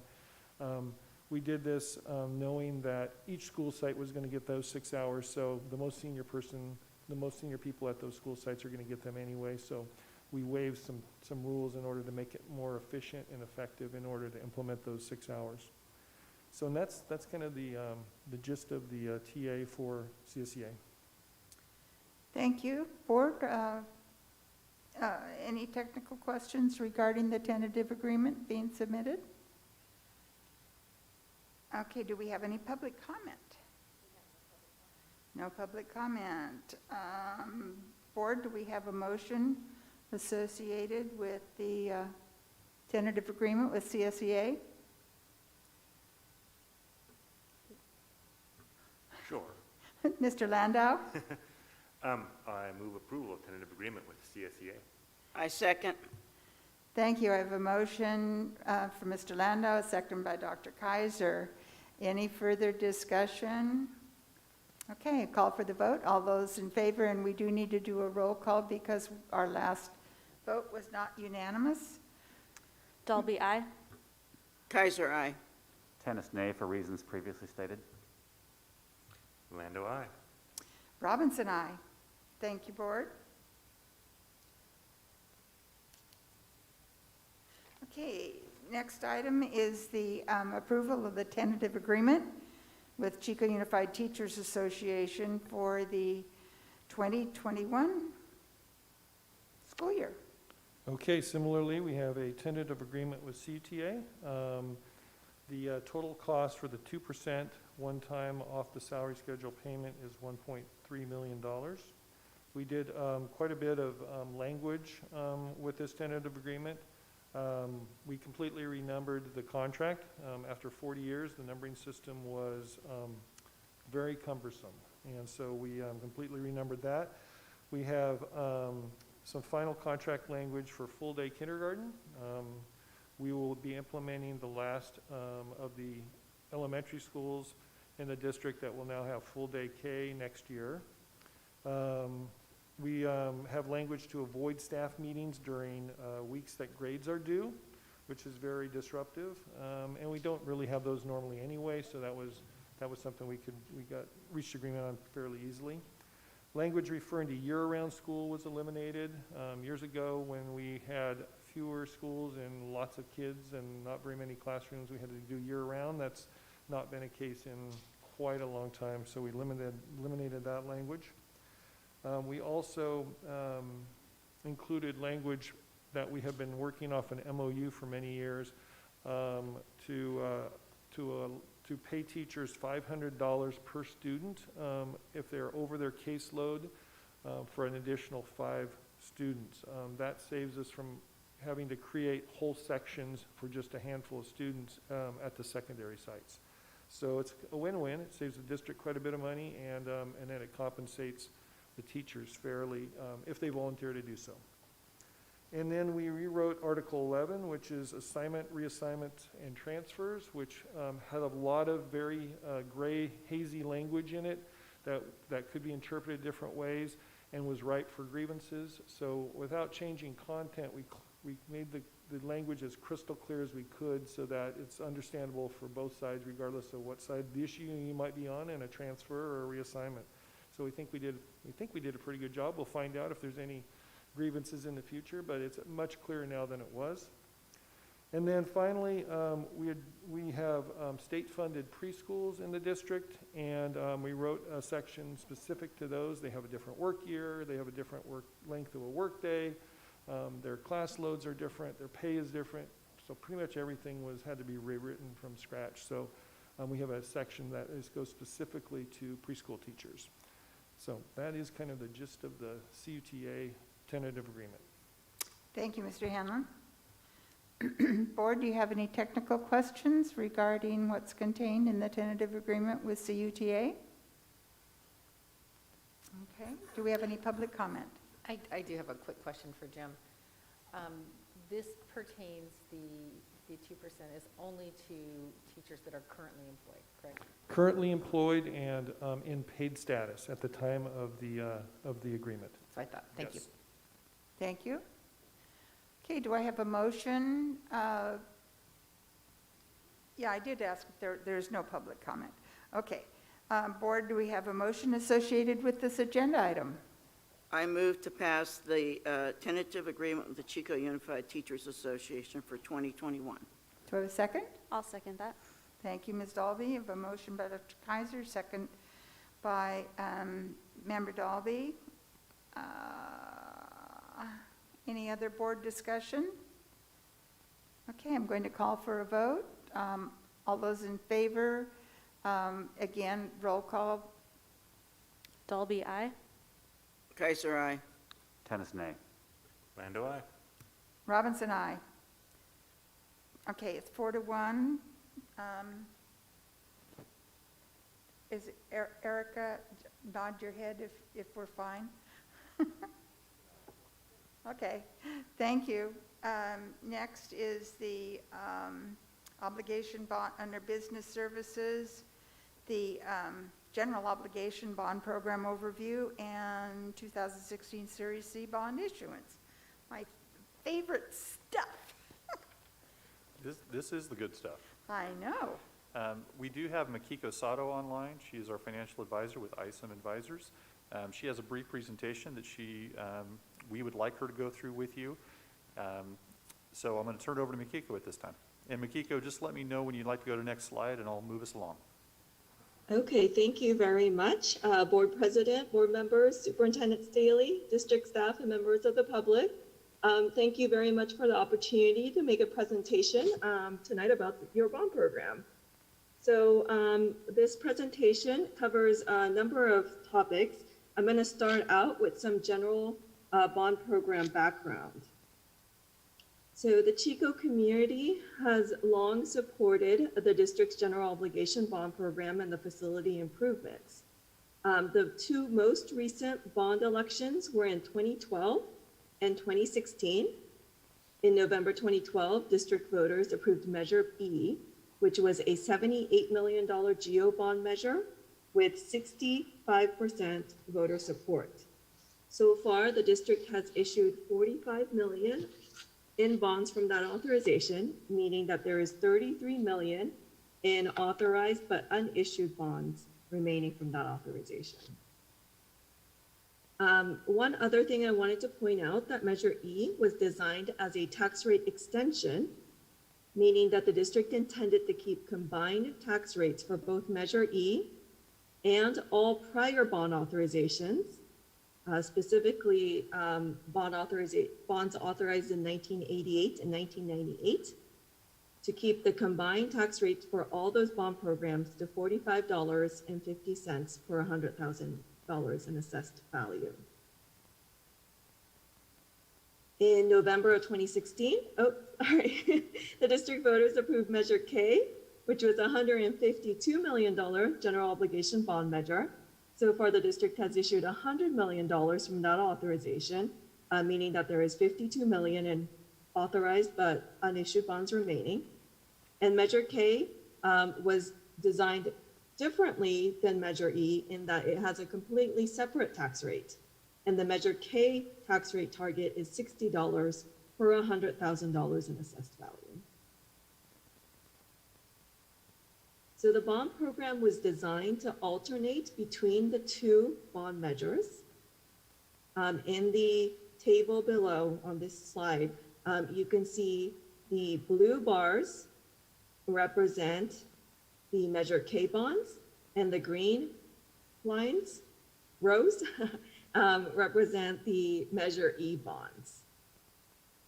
And compared to the actual, the original plan of issuance, we've been able to issue the bonds a bit sooner and to upsize specifically the Measure E 2012 Series B bonds from 20 million to 30 million. And we've been able to upsize and issue the bonds a little bit sooner because of strong assessed valuation growth that we've experienced since 2016, and also due to the very low interest rate environment that we continue to see. So one of the metrics that I wanted to share with the board tonight, and one of the goals of the program when I started working with the district, I want to say right around 2016, was to proactively manage the district's tax rates. And prior to 2016, the district experienced some fluctuating tax rates. And so we wanted to collaborate, work a little bit closely with the county to manage the district's bond program tax rates. We haven't, to be perfectly honest, this has been a little bit of a harder undertaking than what I had originally envisioned. And you can see that some of the Measure E tax rates have jumped around a little bit. But overall, when you look at the combined program from 2018 to the current tax rates, they've been actually rather stable. And over that period of time, I think our working relationship with the county staff who calculate and set these tax rates has improved quite a bit. So we continue to be able to manage tax rates moving forward and to collaborate with the county. So on the next slide, I wanted to share another good metric that we look at, and that is the repayment ratio. The repayment ratio is a ratio where we take the total debt service, the total payments associated with a certain series of bonds, and we compare it with the amount of par amount that we initially raised. When we were designing the Measure K bond program, we were very conservative in terms of the structure. So although the statutory limit in terms of repayment ratio is 4-1, we were aiming significantly below that, somewhere between 1.5-1 to 2.2-1, depending on the series of bonds. And that's shown in the estimated repayment ratio column in the table below. Our actual repayment ratio has been significantly below our original estimates, which is shown on the far right column. And just to give you a sense of how much that actually means in terms of savings to taxpayers, we calculated that out to be about 39 million less in total debt service than we had originally projected on these series of bonds here that have actually been issued. So a lot of great news so far in terms of the bond program. And then we wanted to do a deeper dive in terms of the Measure K bond issuance, as the district is planning to issue its third and final series of bonds from the Measure K authorization. All right. So as I mentioned before, assessed value is one of the most important inputs into a bond program. And since Measure K was approved, the district has seen very strong and consistent assessed valuation growth. Measure K was designed with a 3.5% assessed value growth per year, and you'll see that we've exceeded that in every single year since the election. Another positive factor on the next slide is the interest rate environment. We were fairly conservative in assuming 5% borrowing rates, and we've actually been significantly below that. Series A and Series B were actually issued in a fairly strong interest rate environment, a good one for issuers. But you can see on the graph on the left that currently rates at every single maturity are lower than they were at the time of the Series A and Series B issuance. And stepping back a little bit more, the graph on the right shows that we are historically in a very low interest rate environment. And then moving on to the next slide, this is where we talk about the structure of the Series C bonds. And this graph here is a little complicated. So each of the bars represent the projected tax rates per year associated with the different series of bonds that have been issued under Measure K. And what we want to do is we stack them up, and we want to keep the total tax rate associated with Measure K under that $60 per $100,000 in assessed value target. That is actually the Prop 39 limit and the estimate that was provided to voters. And here we're able to structure the Series C bonds, which are the gray bars, to layer on top of the existing debt service to stay within that $60 tax rate target. The bonds will be structured entirely as traditional current interest bonds, and there will be principal repayment in every single year. And there I say that we have a final maturity of 25 years, but in actuality will probably be able to be shorter than closer to 20 years rather than 25 years in terms of the repayment term. So overall, a very conservative and conservative structure for the Series C bonds. And we appreciate Makiko working with us in that area. We've really tried to reduce the repayment terms on these bonds and this debt, because we know that our facilities will need improvements in the future, and we really want to be good stewards of the public's money and pay this off as quickly as possible. All right, so the next section is the refunding opportunity. So whenever we're doing a new money issuance, particularly in a low interest rate environment, we want to see whether there is any opportunity to refinance or refund some of the other bonds that are outstanding. And when we did a review of the district's bond program, we identified two series of bonds that may be good candidates for this. This is the two series are the 2012 general obligation refunding bonds and the 2012 Series A bonds, which are highlighted on this in this table here. So right now, you can see on slide 13 that if we refund those two series of bonds, we are likely to be able to generate pretty significant taxpayer savings, a reduction in the total debt service. We're estimating gross taxpayer savings to be a little over $2 million. On a present value basis, that is about 1.5 million. And the PV savings as a percentage of refunded par would be about 7%. The industry threshold is to at least have 3% savings when you're moving forward with these refundings. And as advanced refunding, I'd like to see a little bit higher savings. And so, right now we're looking at about 7%. If that goes up closer to 10%, I'd be pretty thrilled. But this is something that we will continue to track. I did want to note that because of the tax reform bill of 2017, some of the requirements around refundings have changed.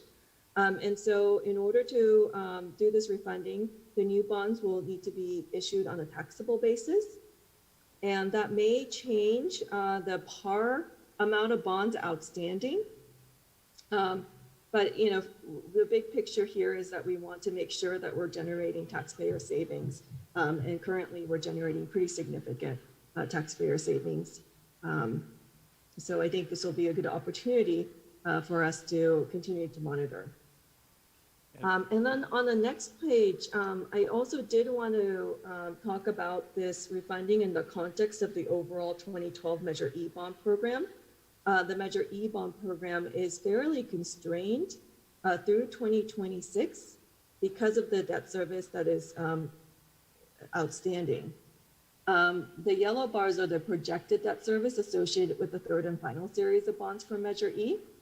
But the refunding could help to restructure some of the debt service in Measure E. And I know this is getting a little bit technical, but so we'll be able to target some of the savings in specific years to help us manage the tax rate for the Measure E program. And as I mentioned earlier, we want to keep the combined tax rate for the Measure E and all prior authorizations within $45.50 per $100,000 in assessed value. So that's not a legal target, a legal requirement, as the $60 was for the Measure K. It is a political target, but we do want to be mindful of the tax burden on the Chico community. So we would like to continue to honor that. And let me just add that if we do refund a bond, we do not extend the term of the bond. So it's not as if we refund it and then take longer to pay it off. We are really just taking advantage of the interest rate. Thank you. And so in terms of the issuance schedule, currently today is the presentation to the board regarding the financing plan. The board would consider a resolution authorizing the Measure K Series C and the refunding bonds at the June 23rd board meeting. And after the board gives its approval, or if the board gives its approval, we will meet with the rating agencies in July and then price the bonds in late July with the closing in August. And then the next slide, I did have one, there is one bond resolution on the agenda tonight, and that is the tax rate resolution.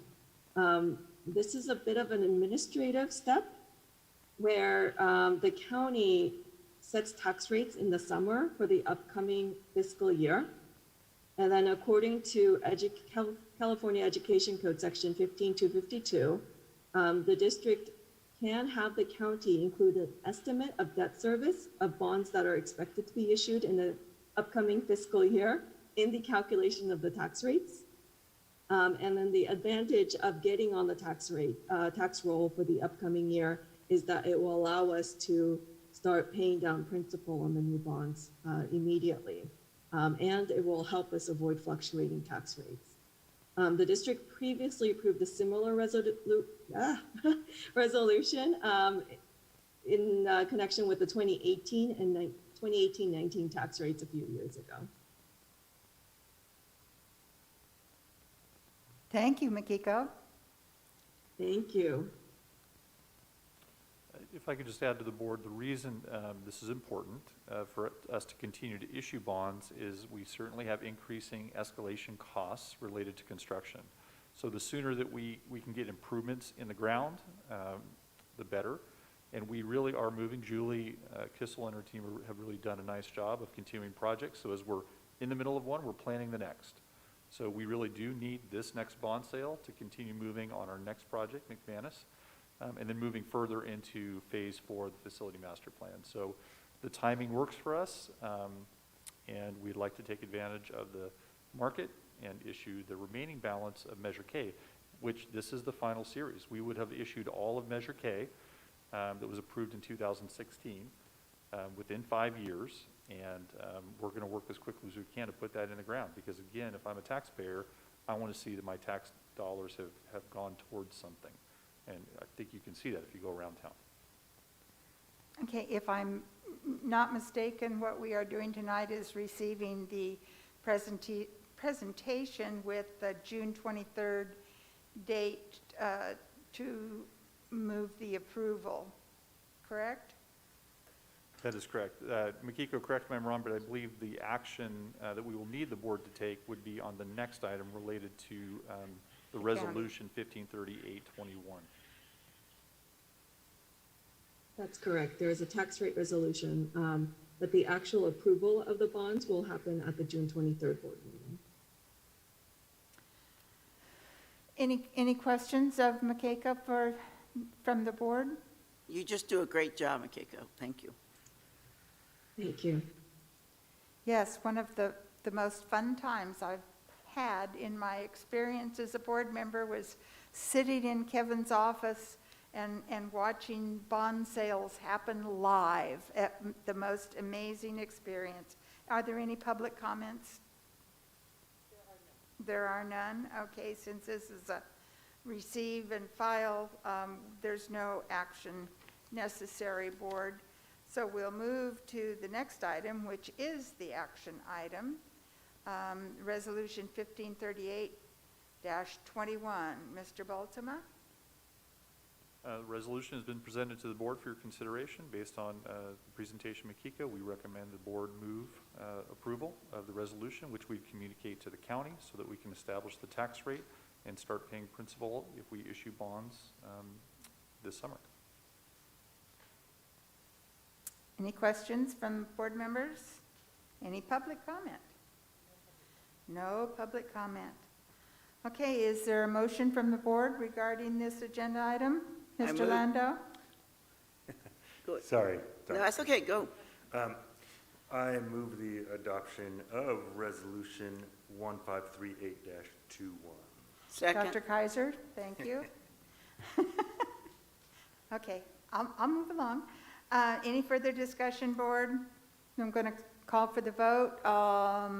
Did we have a unanimous vote with our last item? Where are we? Okay, so we're still needing a roll call vote. Member Dalby? Dalby, aye. Kaiser, aye. Tennis, aye. Lando, aye. Robinson, aye. Passes unanimously. Thank you, board. Okay, moving. Thank you, Makiko. Oh, yes, thank you. It's good to see you, even though you're not actually here.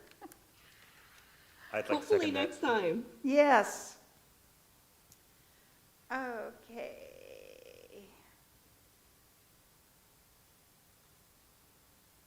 Demographic analysis. Where are our demographics people? Okay. Huh? Oh. Hello, good. There Yes, we I'm are. here. Okay, the demographics report presentation. Julie, are you going to be doing the overview? Yes, I'm here. Okay. Can you hear me? Yes, Julie Kissel, you're on. Great. Thank you all for having us here tonight. We certainly appreciate your time. I'm going to just introduce the topic and then we'll have Rob Murray go through the presentation. For those of you board members that are new, just want to set it up for you that it's critically important for us to keep abreast of enrollment changes and future projections in order to house the students in the district. It's why we investigate birth rates, housing sales, residential developments very thoroughly on an annual basis. We've been working with King Consulting for a number of years, so they have quite a backlog of our historical data that they utilize to provide the reports that you've seen in the overall study. You've all received a copy of the larger study, but tonight, Rob Murray from King Consulting is just going to walk you through the key takeaways from the study. He's going to say this, and you all know this. This is a very odd year. We've had a few odd years with the fires up in the Paradise area, Concow area, and then the COVID pandemic. It has been pretty difficult to try to figure out what's going to happen with our future enrollments. And I'm going to let Rob walk you through the whole thing. So at this point, I wanted to mention, if you have any questions, please feel free to interrupt and ask them. This is informal. And if you want to hold your questions until the end, that's fine as well. So with that, I will hand it over to Rob. All right, thank you, Julie, and thank you, board. I'm just going to go ahead and dive right in. We have, even with this high-level view, still a lot of information to cover. So as Julie mentioned, we're not going to be hitting every single thing from the study, but that said, if you read something in the study that I don't address tonight and you have questions about it, go ahead and feel free to ask. I'm happy to talk about anything that is in that study. Let's go ahead and move on to the next slide. So then again, please. So a quick look at the district's overall enrollment trends. And what you see is between 2014 and 2019, a period of steady increasing enrollment, which, just to put that into a big picture context for a minute, across the state of California, this is not something that a lot of districts are experiencing right now. And there's a lot of reasons why we believe your underlying factors indicate still a growth trend, but obviously this year, you saw that sudden dip in enrollment, and so oftentimes when something like that happens that's against trend, we have to really dig into the data and look for what suddenly changed, what happened. I think this year we know exactly what that is, so we don't need to necessarily investigate. It's more a matter of what kind of long-term impact is this going to have? How much is this going to change some of those underlying trends that had been very firmly established? So next slide, please. So a quick look. So what you're seeing here in the top graph is breaking out. So all of these will add up to those same totals you saw in the previous slide, but we're breaking it out by the elementary enrollment, the junior high enrollment, and then on the top, the high school enrollment. And so just not to linger on this too much, but what you see again, that period between 2014 and 2019, when there was so much growth, you see at the elementary level, that's where the district had gained more than 400 students. Every time you have these larger cohorts coming into kindergarten, they displace a smaller cohort that moves into junior high, and every time you have a big number coming in to take the place of a small number, you get growth. So you see at the junior highs, you had just been starting to see that same pattern. Those bigger cohorts were starting to get into the junior high grades, and in high school, you actually really hadn't even seen that wave of growth hitting yet. And then this year, with the impacts from COVID-19, you see, again, the elementary grades saw actually the most decline, actually relatively little at high school. And that's what we see in a lot of the districts we work with across the state. Particularly the younger grades, and you see that in the chart at the bottom with the kindergarten enrollment, especially with kindergarten and TK not being mandatory to enroll. A lot of families who had those children in those grades just didn't enroll at all, and that will be the telling moment next year with how much kindergarten enrollment do you get, and then of these students that would have been in kindergarten this year but just didn't show up, getting them back again for first grade and on once again. So next slide, please. And I mentioned those underlying factors that make us confident that this is still a growth trajectory overall. And really, so looking at the overall population, of course, you see a lot of growth across all the age ranges, but that gold portion of the stacked column is what we call your relevant school age population, those residents within your school district boundary, according to census records, who are 5 to 17 years old will certainly, this 2019 estimate is based on American Community Survey. There's a chance that some of this is a little overinflated by some of the movement after the fires, but we'll have that full count census data coming out. So again, your next update will actually have some of the most certain data that we've had, but these estimates are still overall quite dependable and just show that population of school-age students is increasing, and you've been seeing that over these last several years with the district's enrollment growth. So next slide, please. And so one other big reason that you're seeing this enrollment growth is, of course, there has been quite a bit of residential development occurring in the district, in the city of Chico. And as you have more housing, you have new families move in, a fair number of them will have school-age children, and then those students will enroll in CUSD schools. So we look every time we do this study at various categories of recent development and see how many students are kind of immediately being generated when new homes are being built.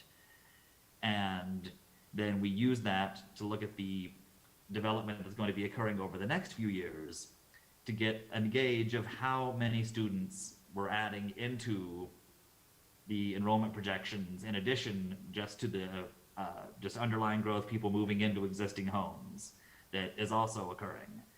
And what you see, having affordable or below market rate housing is going to generate the most students, typically single family attached, so homes that are for purchase, but that share a wall with other units, might not have as much of or any of a yard, tend to generate the fewest, along with a lot of the multifamily development.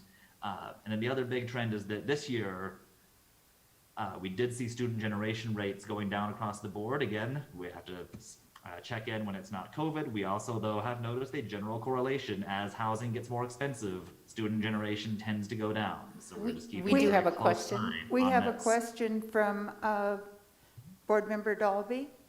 Yes. Yes, thank you. With this study, can you quantify what you mean by affordable? And if this is just purchase price taken into account for housing, or if it's also rental availability? No, that is a great question. And so affordable housing, that tends to be something that is a category that, there are various levels of affordability, but it will generally be units that I believe start with income requirements that are at 80% or below of the median statewide or regional income. And then you might even go as low as 50 or 30% for different types of affordable. We, in this case, are just looking at anything that is tagged as affordable housing, and that goes into developers usually have a component of affordability that needs to be built into projects.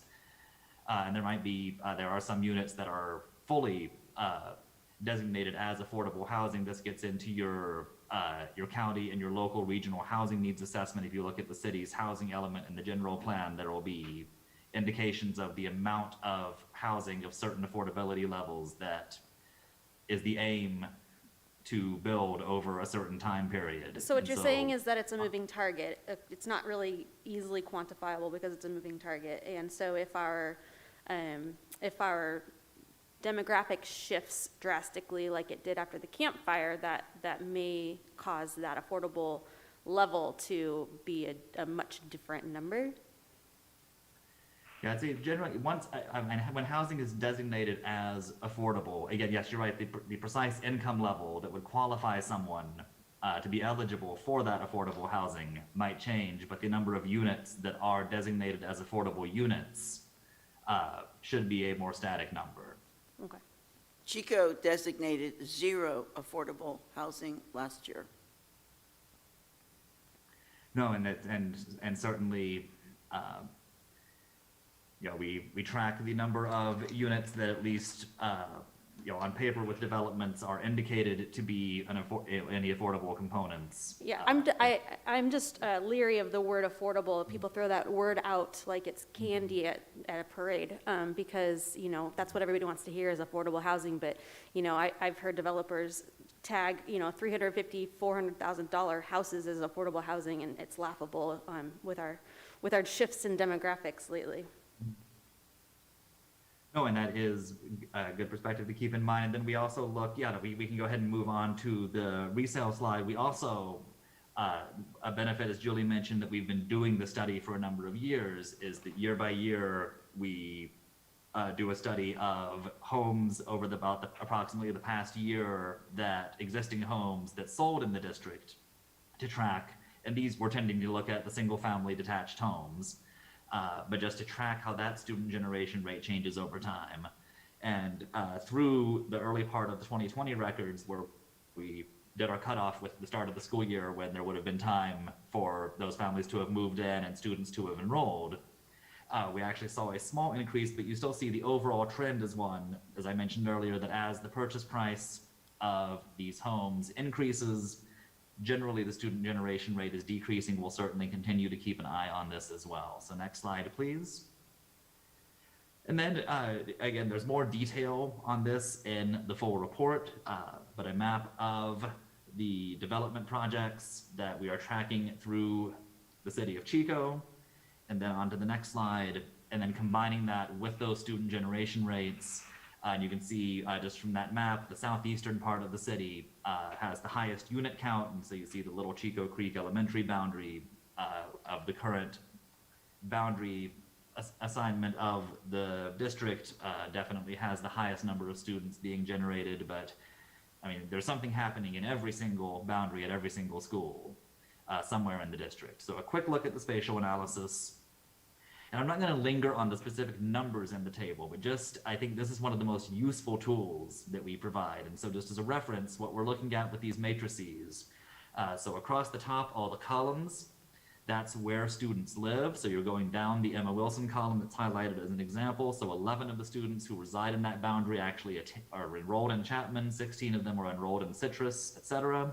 Going across the row, you see of all the students who are enrolled in Emma Wilson, 4 of them are residing in the Chapman boundary and transferring over, and then et cetera as you move across. And what this is really pointing out is that aside from of some of the special programs, pardon me there, and then aside from some of the inter-district transfers, but every single possible combination of a student living in one of your boundaries and attending one of your schools is occurring. And that's just important to keep in mind just when you're considering facility needs across all levels right now.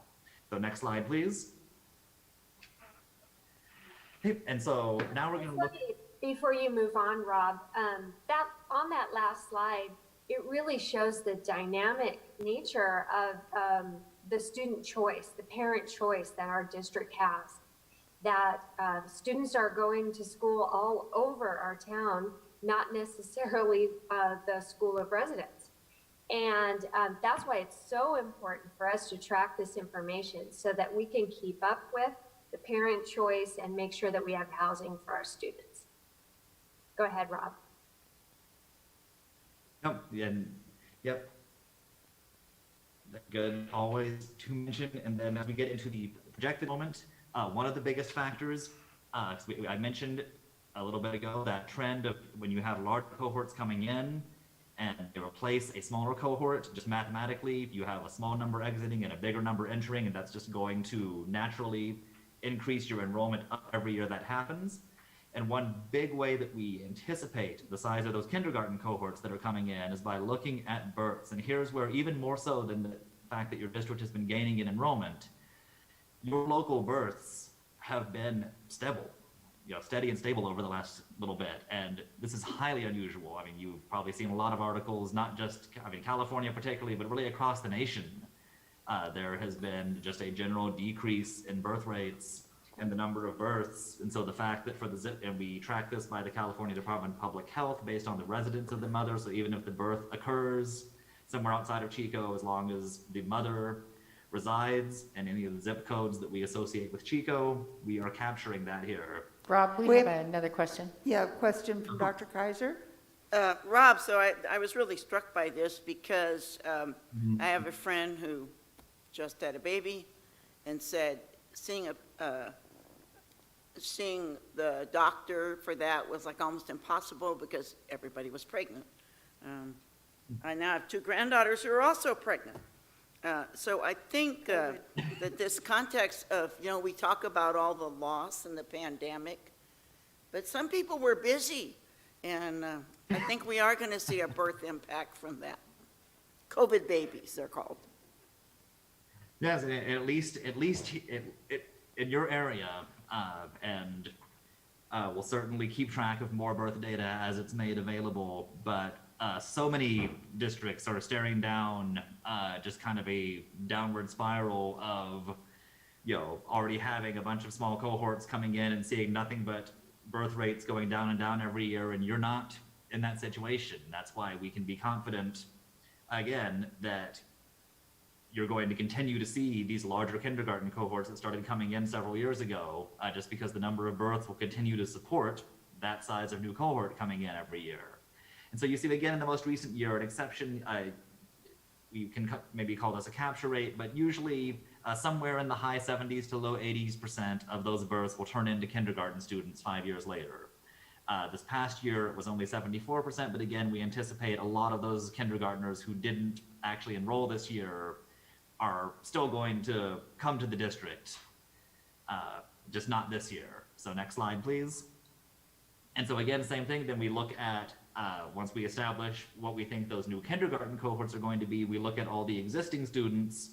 Your existing kindergartners move to first grade, first into second, et cetera. So overall, you have all of your K-11 students, and they all move up broadly into grades 1 to 12. And if this were just you were under, in a magic bubble where no one could enter and no one could leave, you'd know exactly how many students you would have. But in reality, you have a lot of people move out of the district and a lot of people move in. And we look at on net, what happens to your enrollment. And you can see literally every single year, except for the current year in the last decade, that net result has been an increase in students. And so again, we don't have to go digging to know what changed this year. It's really just looking at what kind of impact this might have going forward. So next slide, please. And so here's a little bit more detail on this. So we did a very kind of deeper dive this year. So we looked at not just those net results, but exactly in a more normal year, how many students who were in the district in one year who you would expect to come back and they don't show up again the next year, and then how many brand new students who you didn't have the year before but show up in a grade past kindergarten. And not surprisingly, what we found this year is the district lost more students than it usually loses, and it gained fewer students than it usually gains. And so we have what we would call expected students who didn't enroll.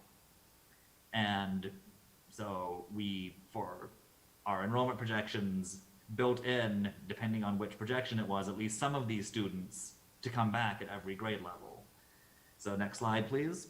So again, I'm only gonna be presenting what we call our moderate projection tonight. That is our planning projection. That's the one that really balances out a lot of these input factors, kind of tries to smooth out some of the, you don't have huge extremes of inputs here, which is again, another reason we're confident in your underlying trajectory of enrollment. But in the study, you'll see we also have a high and a low projection, especially just for the short term, 1, 2, maybe 3 years out. That can be useful, just to kind of see what, if everything lines up with the kind of the high or the low end of what your recent extremes have been. Those are totally plausible short-term projections, but once you get into those longer term, it's less and less likely that those extremes would all continue at that level for that long. So that's why we're just going to focus on the moderate projection. So we can go ahead and look at that next slide.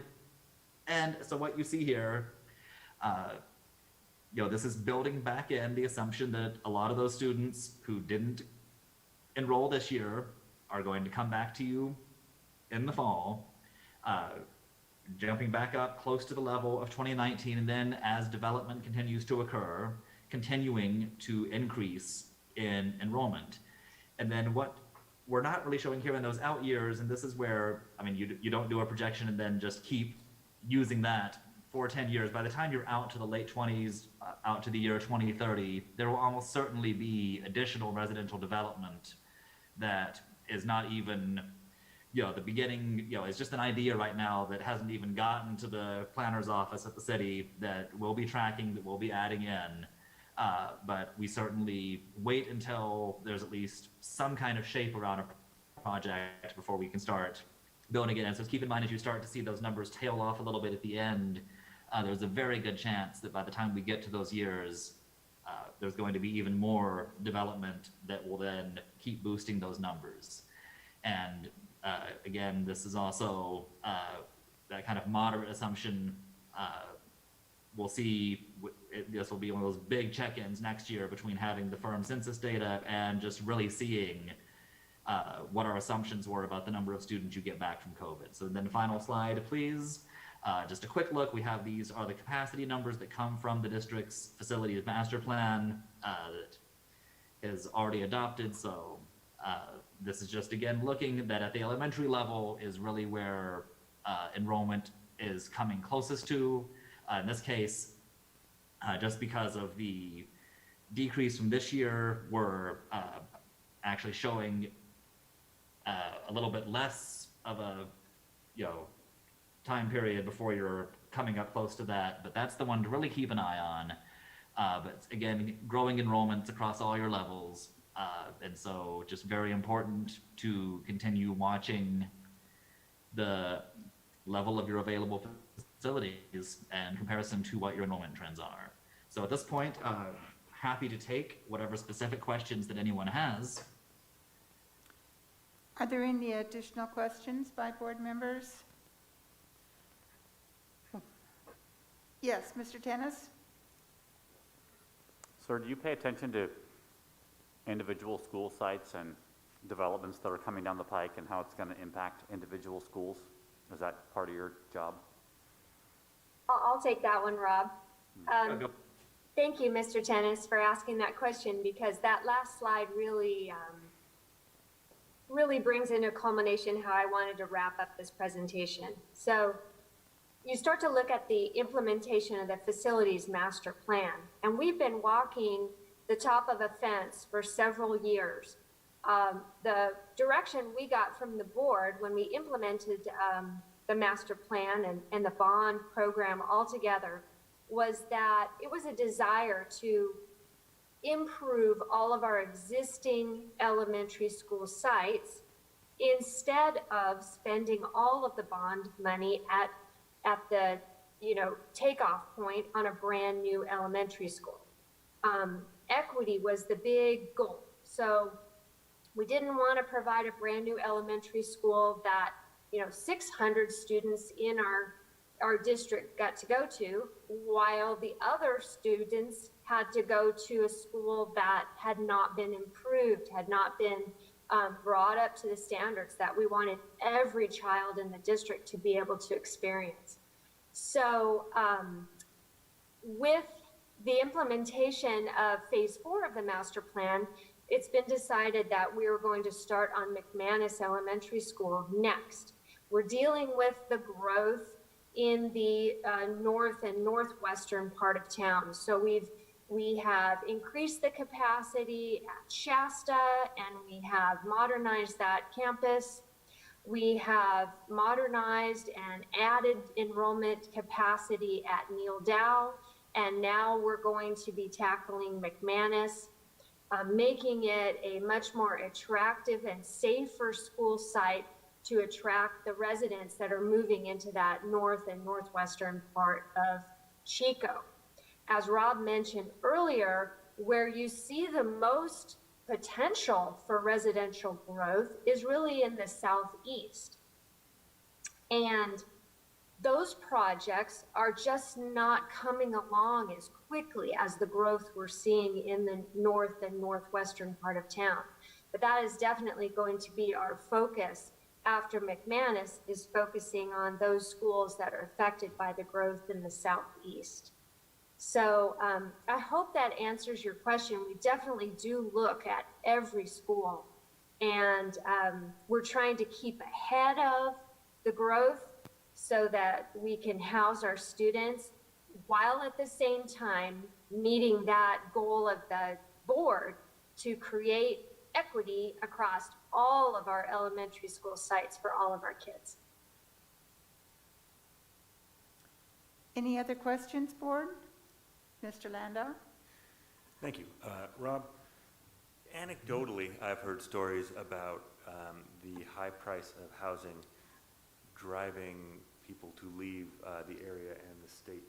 Do you have any data that might back that up? And if so, is that something that might make this current negative growth that we saw on slide 16 something that might stick around longer?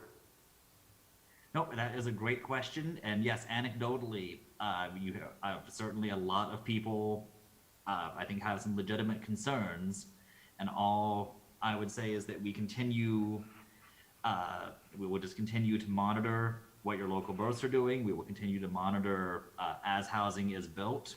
And certainly the market seems to be quite conducive to a lot of people wanting to move forward and build housing right now, even with the anecdotal stories of a lot of people moving out. Does not,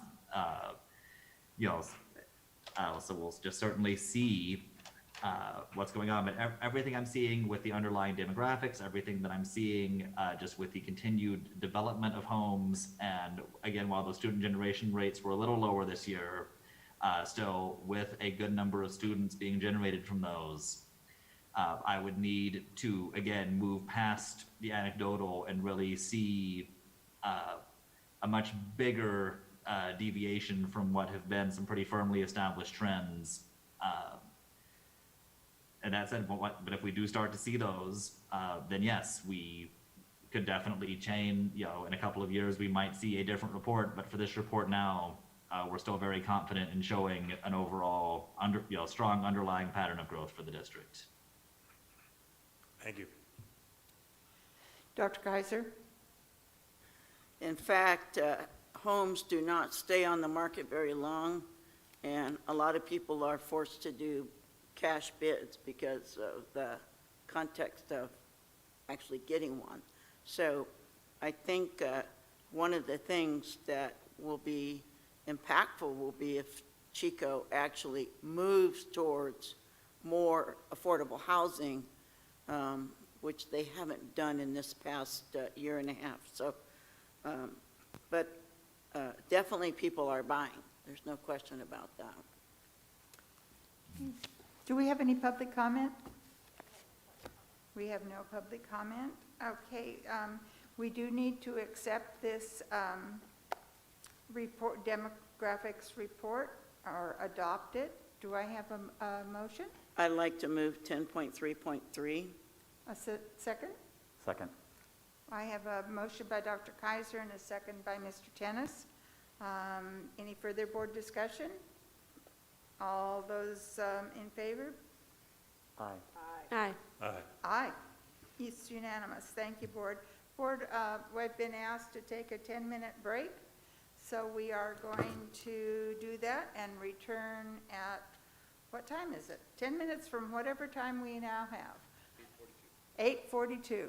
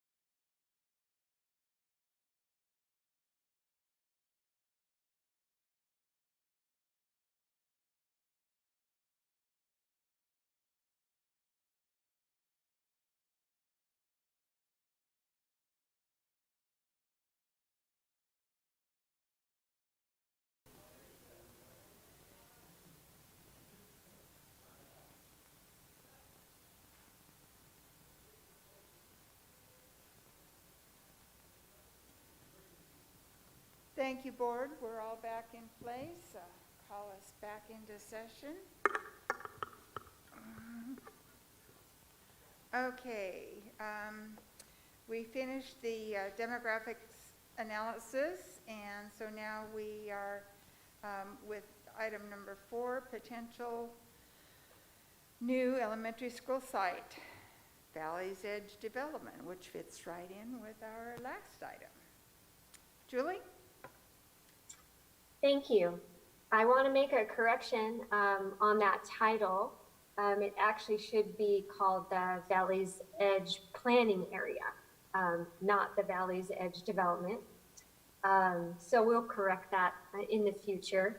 Tonight, we have Bill Broward with us from Valley's Edge, and the Facilities Department has been talking with Bill about the planning area for many, many years. It goes really far back. The board heard about it in February of 2018 was the last time that we brought forward kind of an updated information about the area. And I'm happy to say that we have Bill Broward with us here tonight, and he's going to go through a quick presentation on what's been going on and all about this area that he's been working on for many years.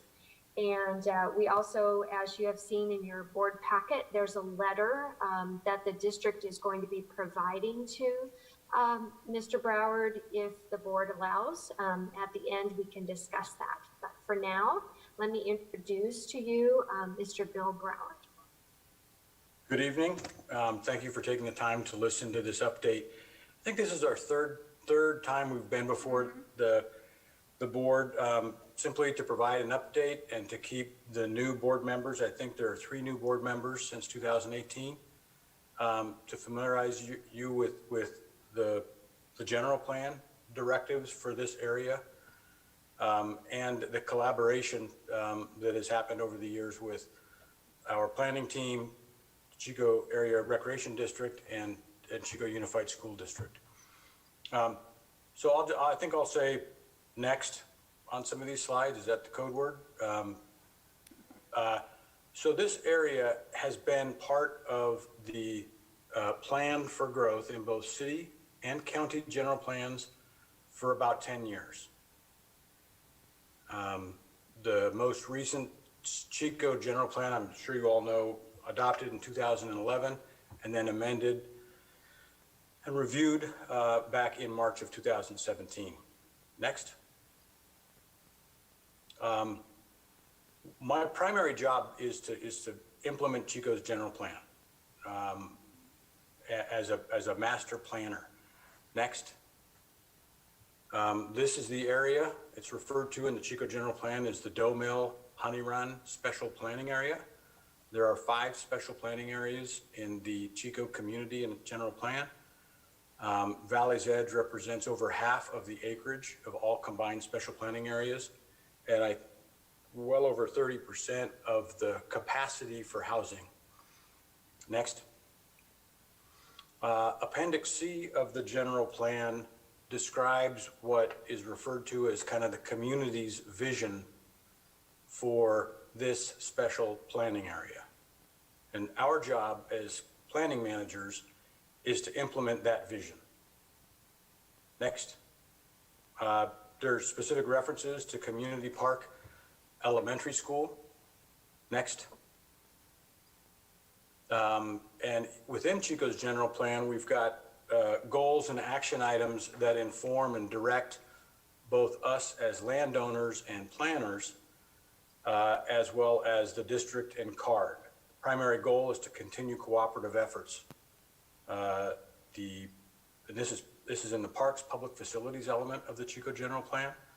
The first action is encourage CARD and Chico Unified to coordinate joint use school facilities. So that's effectively where we can have a community park and an elementary school that can share facilities. It doesn't change the criteria for planning an elementary school, which is about 14 acres, and you've got all your own facilities, but it does in the future provide a really good synergy between sharing parking fields and ingress and egress and altered times for fields. There's a really good collaboration between elementary schools and community parks, and we haven't been able to do that in Chico. So this is the first kind of forward-thinking opportunity. And we've been coordinating with the district and with CARD since 2008. Another action items talks about where schools should be located, serving new neighborhoods away from heavy traffic in areas where plans or existing circulation can allow for safe access, safe loading, safe unloading of kids. And to me, the one that's most important is really promoting walking and biking to our schools. I've got a 10-year-old at Sierra View, and I've got a 12-year-old at Marsh. And Sierra View, as a new parent trying to navigate parking and unloading and loading, was a real challenge for my wife and I. And every parent, I think, that goes through that. So being able to plan 10 years out, 15 years out, how turning movements would happen and how buses can get in and out without compromising walking and bicyclists, and really thinking through how people move and thinking through how we encourage people to move in ways that don't require the vehicle. Next. The planning area, the special planning area is here, located at the end of 20th Street, bordered on the south by Skyway and Honey Run Road, bordered on the north by Stilson Canyon. It's about a 1.5 miles square. It's next. 1.5 miles away from kind of the center of Chico Mall. Next. And as I think your consultant mentioned, a lot of the planning activity, the Chico General Plan pushes a lot of growth in order to protect the green line and what has now become the gold line or brown line on the east side of Chico, encouraging development consistent with the general plan in areas on land where food doesn't grow to preserve the best soil in the world, by some accounts. This kind of walks you through what our original ethic was. Imagine if we could replan Chico, if we could start with open space and see open space not just as a way to preserve the natural environment, but a way to move people through. And imagine if we could widen Lindo Channel and Big Chico Creek through Bidwell Park has good access, but Little Chico Creek, much of it is inaccessible. Comanche Creek, much of it is inaccessible. The public doesn't have an opportunity to utilize that. But if we could rethink that and use these to connect people east to west through the community and north to south through the community. Next slide. That's why planning open space first in an area with natural resources that need to be preserved is so important. Next slide. And that's exactly what we've done with the open space framework in this planning area. It provides not only for the preservation of important natural resources, next slide, but it also, like these are all examples of the typical open space character. Rock walls, historic rock walls, those are part of the land heritage. We need to respect that. We need to pay it forward, educate people. These are part of Chico's heritage, and that's another anchor commitment in this planning area, is to make people aware of those, preserve them, incorporate natural rock wall or natural rocks into landscaping, and have that be part of the social fabric. Rock escarpments, oak woodlands, seasonal creeks. This is some of the most beautiful land in Chico. And when we get to the principles, you'll see that the land matters. We need to listen to it. Next. This is just typical development character, where we've got kind of open grassland. It's rocky in many areas. We kind of plan a lot of the steep areas. Those are all open space. The development areas end up being relatively gentle in slope. It's not like Canyon Oaks. It's more like California Park on the south side of the lake, both in terms of topography as well as soil conditions. And I talked a little bit about the open space framework. The bicycle network in Valley's Edge is the most comprehensive in the community of Chico. Next. We've got over 20 miles, almost 25 miles of trails connecting places to where people live, work, and play. Next. There are 3 levels. There are kind of 3 types of trails in our master trail system: nature trails, class 1 trails, which is kind of baby stroller and commuting; enhanced trails, which are kind of, you see we did a lot of enhanced trails in Bidwell Park. Next. This is the overall master trails plan. Next. And you can see the yellow is kind of the class 1 trail system. What this illustrates is no matter where one lives within this planning area, you're going to be able to connect to a trail system that leads to every neighborhood park, that leads to all the public space on the west side. It's really a way of moving people around. And I'm going to use an example here. I live in California Park. Our neighborhood park is across Bruce Road. So my kids have to drive on Lake West Drive. They've got to drive across Bruce Road to get to a neighborhood park that's surrounded by homes. What we've done in Valley's Edge is nestle naturalized neighborhood parks within larger open space corridors. So to get to a neighborhood park, instead of driving in a car, which parents shouldn't be doing, and it's no fun when you get there because all we have is a steel bench to sit on, the family gets on a trail right near their house, and that begins the adventure in open space. So it's promoting nature, it's promoting kids getting off of the iPads, getting out into the woods and the forest, and that's all part of the master plan architecture. This isn't possible on small 5-acre parcels, and that little yellow thing that just came up is the elementary school location. All trails lead to it. Next. This is a blow up of that area. You'll see the elementary school kind of right in the center. To the left is a community park. So we've designed these areas in collaboration with Julie and her staff, as well as with CARD. I think we started with Steve Visconti back in 2008. And we've been through a couple of directors. CARD's always been consistent. Their master plan calls for a community park in this area. Chico General Plan identifies an elementary park being in this area. These are amenities. Lake features on the north side. We've drawn a lot of inspiration from just the local community, asking questions. What do we need more of? What do we love in Bidwell Park that we don't have, that we're overusing? Horseshoe Lake was a big element. So we're planning lake elements on the north, community gardens, family picnic areas, neighborhood parks. Next. Then this is kind of the village core area, which is right near the neighborhood park, the elementary school. So getting up from the elementary school to the village core, which is kind of that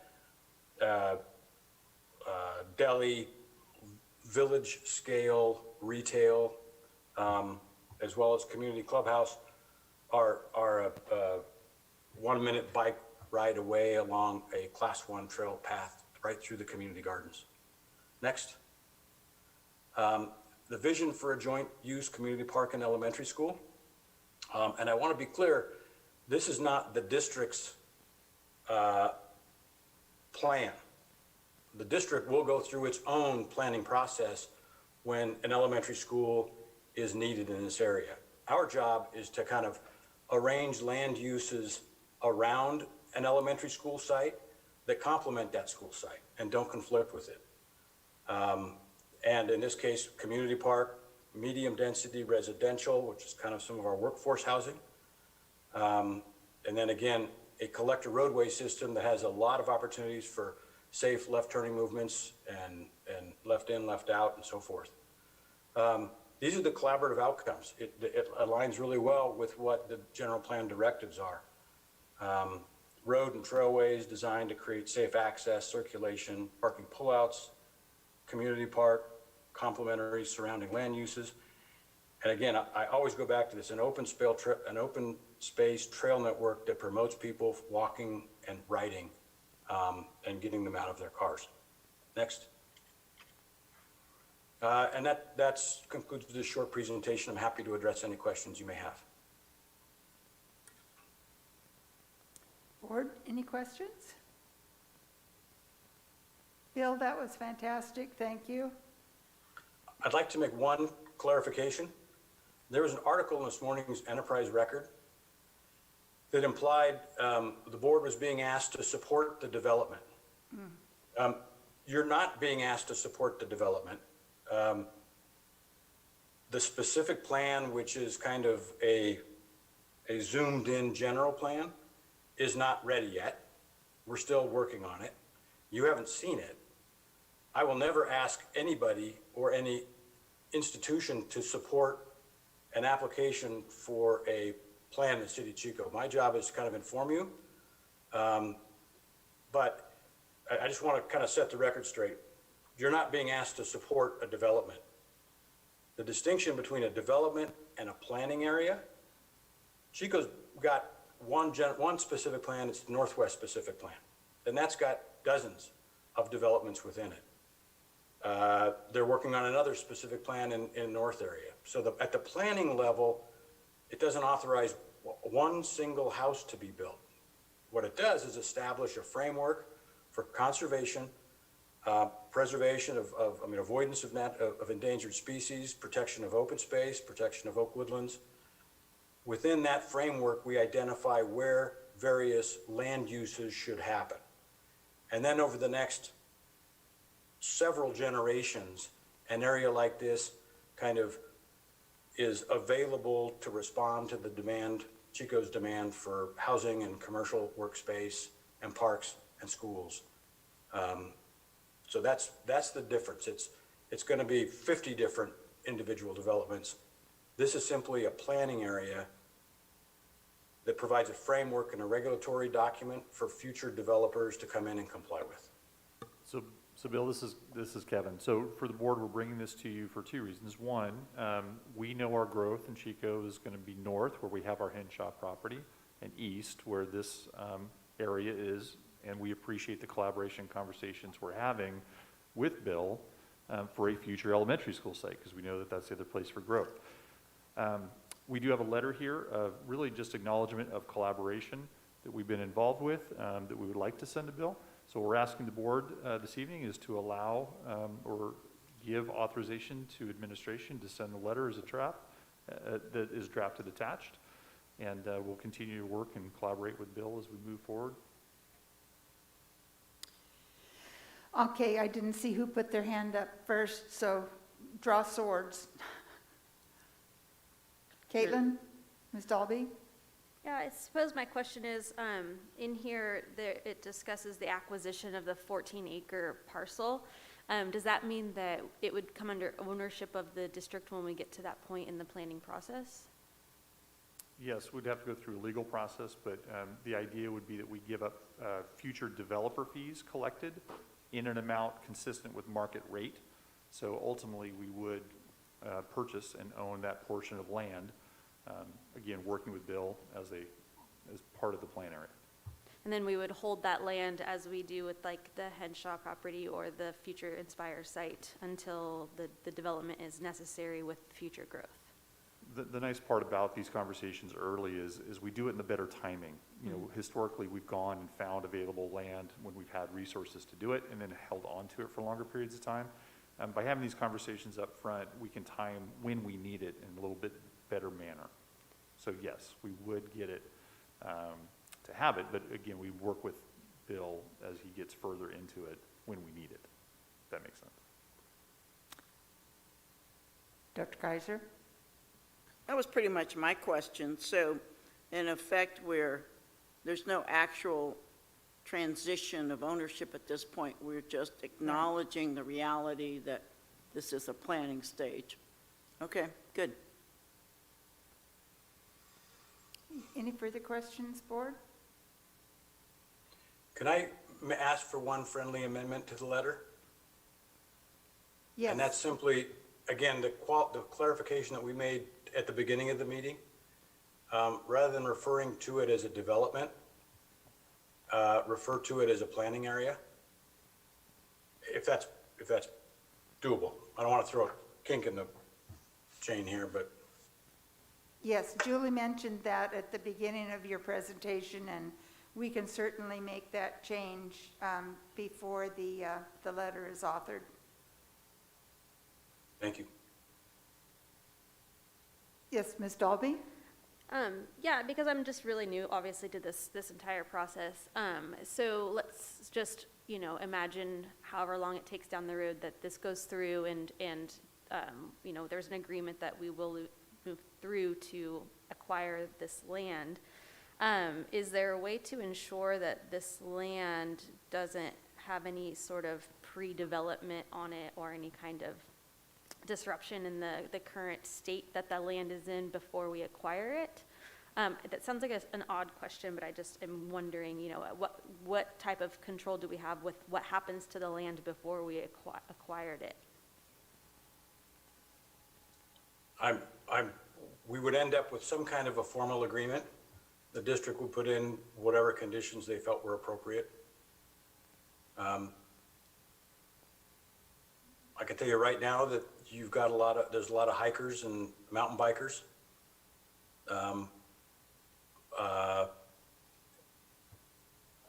So some of the things we'll be able to control, but people, before the district acquires it, it's just part of a large ranch. Sure, Bill. I'm pretty well known as the tree person up here, and I just want to make sure that nobody's going to go in and cut all the trees down before. Believe me. No, we ride around with a shotgun to make sure no one does that. Well, don't do that. But I do look forward to speaking with you more about this project, Bill. Thank you for answering my questions. Yeah. Thank you. Any other questions, board? Well, thank you again, Julie and Mr. Broward. Appreciate bringing it back to us. I do remember the last presentation, and it's nice. It's nice to see that your visions, sir, are continuing to be brought forward in the process of planning for the community. Thank you. Thank you. Thank you. Have a good evening. Thank you. Be safe. Do we have any? There are no public comments. There are no public comments. Thank you, Madam Superintendent. Okay, board, I'd ask for a motion considering the requested changes that we will make before the letter is officially authored and sent to Mr. Broward. Any motions? So I move the letter recognizing the potential in the elementary school site at Valley Edge Planning Area. Thank you. Is there a second? Second. Thank you, Mr. Tennis. I have a motion, Dr. Kaiser, a second from Mr. Tennis. Any additional board discussion? We've got a guarantee that the trees will be protected at all costs. Okay, all those in favor of sending the letter to Mr. Broward signify by saying aye. Aye. Aye. Aye. Thank you. It's unanimous.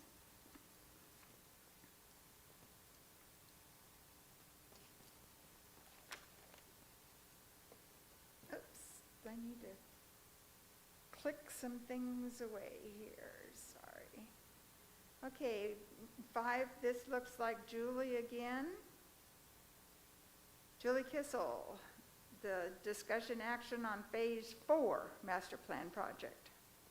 Yes, thank you. So as you know, we have 4 career and technical education projects that are going to be occurring at Pleasant Valley High School.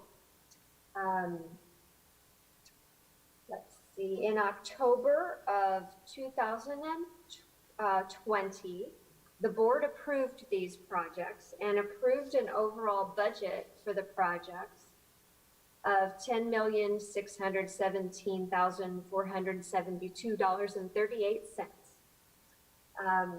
We have put 2 of these projects out for bid, They are the arts, media, and entertainment and child education development, CTE pathways. And we're really happy to announce that we got 4 competitive bids, all from local contractors, United Building Contractors, Geno Construction, REM Construction, and Slater and Son, who is currently on the site building the new multi-purpose room and administration and medical pathway. And Slater and Son was the low bidder at $3,323,000, which comes in below our budget of $4.9 million. So we're very happy about the bidding, and we're asking tonight for the board to approve that bid and allow us to enter contract with Slater and Son, the lowest responsive bidder. So moved. There is no public comment? We had no public comments, apparently. Okay, any other board discussion? I'll second that. Oh, motion. I'm sorry, yes.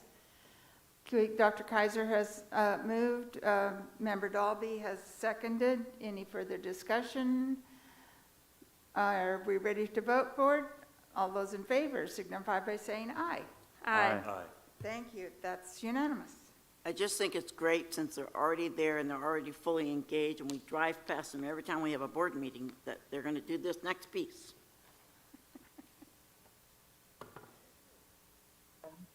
Thank you. Thank you, board.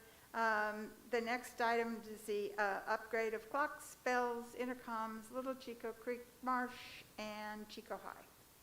Again, oh, this is Mr. Baltima. This is yeah, mine.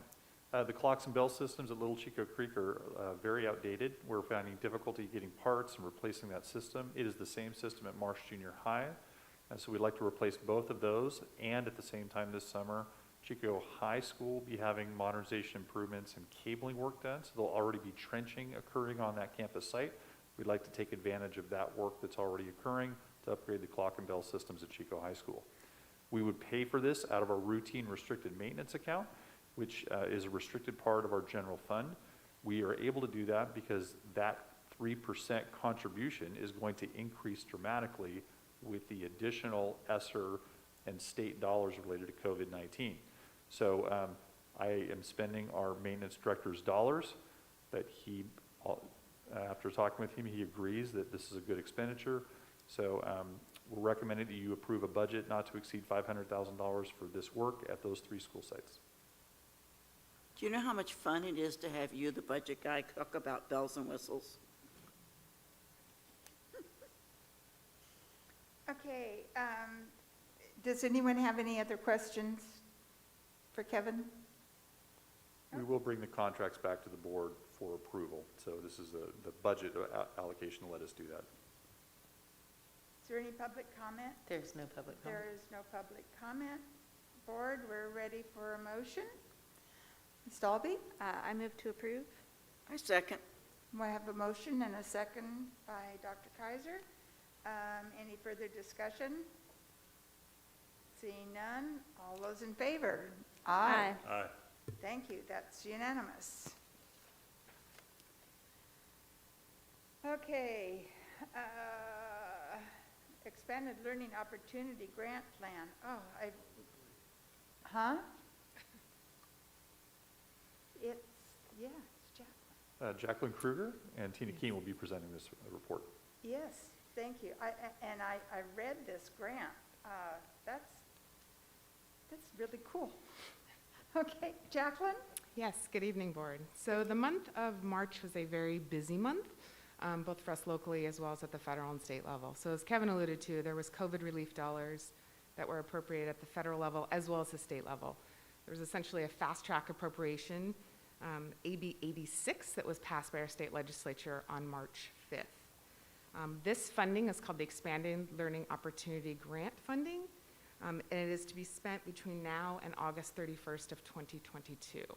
So essentially what it's asking is that we take these dollars, which for Chico Unified is just over 8.1 million, and categorize into 7 potential strategies of how we're going to basically achieve learning recovery. So this is a learning recovery plan that Chico Unified has put together. So the elements that are in this plan are not new to the board. So during the month of March and April, Business Services and Ed Services brought together a list to the board of positions and programs using both state and federal dollars to deal with learning loss mitigation. So what we've identified in the plan is $8.1 million of those items that fall into the 7 strategies that the state has identified. So I will say there are 7 strategies. It is up to the local LEA or educational agency to determine which of those 7 you would like to utilize. You can utilize all of them or a combination of them. So for Chico Unified, we are planning to spend about $475,000 on extended instructional learning time, and that's really related to our summer academies, both this summer as well as next summer.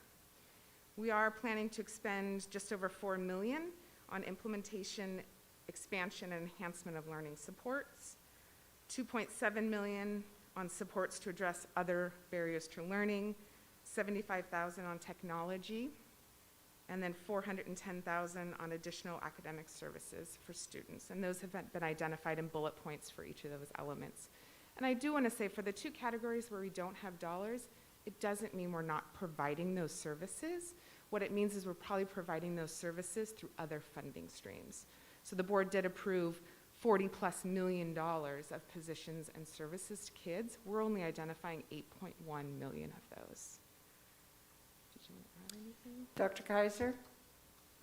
I saw a reference in the paper today that after the city council's meeting on Tuesday, that they are looking at some, and it was certainly not very clear in terms of the specifics, some way of reinforcing or contracting, or like I said, it was really unclear, to have a high-speed internet accessible in the city. And I know that access to high speed has been just a tremendous barrier for a lot of our families, including in the Chapman area. So is there any context in which we could be interacting with them, or we would have some way of knowing if there was a way for us to make sure that that covers our students too? Kevin? We're actually very involved in these conversations with the city. If you remember, we brought forth the city of Chico talking about building out broadband in the Chapman-Mulberry area. And that is the first step in that conversation. We have had conversations about using our school sites to help push that broadband access throughout the city, because we are strategically located throughout the city. So there's not anything concrete to bring you today, but just please know we are having those conversations and would definitely support what the city is trying to do, providing broadband to families, and certainly benefit students. Well, make little noises or blow up things that are shiny to keep them moving. Thank you, Dr. Kaiser. Did you guys have some more to your presentation? Yes, just one last thing. This year, we've had a lot of compliance documents, more than we've ever seen come through, and this is one of them. We worked in tandem, Jacqueline and myself, with this, but it couldn't have been written so eloquently and beautifully without the talent of Liz Metzger, our grant writer. And I bring this up mainly because this is Liz's last board meeting that she will attend as a Chico Unified staff member as she is retiring. She shortly. promised to come back. No. She will. So I wish the room was completely full of people who love you and know you, Liz, but this is just a very short and small token of our appreciation. You will be missed.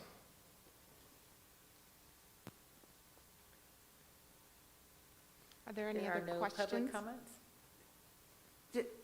Okay, any other questions, members? Is there any public comment? Okay. So this is not action, is that, or it is action? What are we Yeah. going to take action on? Don't we have to file this by, like a week? Yeah, so Okay, the yes. compliance piece is board approval on the plan. It Yeah. must be filed with the county office within 5 days of approval, and all of it must be done prior to June 1st. I move 10.3.7. Is there a second? Second. Thank you. Motion by Dr. Kaiser, second by Mr. Tennis. Is there any further board discussion? Hearing none. All those in favor? Aye. Aye. Thank you. And yes, Liz, my gosh, thank you, thank you, thank you for all your years of bringing additional dollars into the district on behalf of our kiddos. Thank you.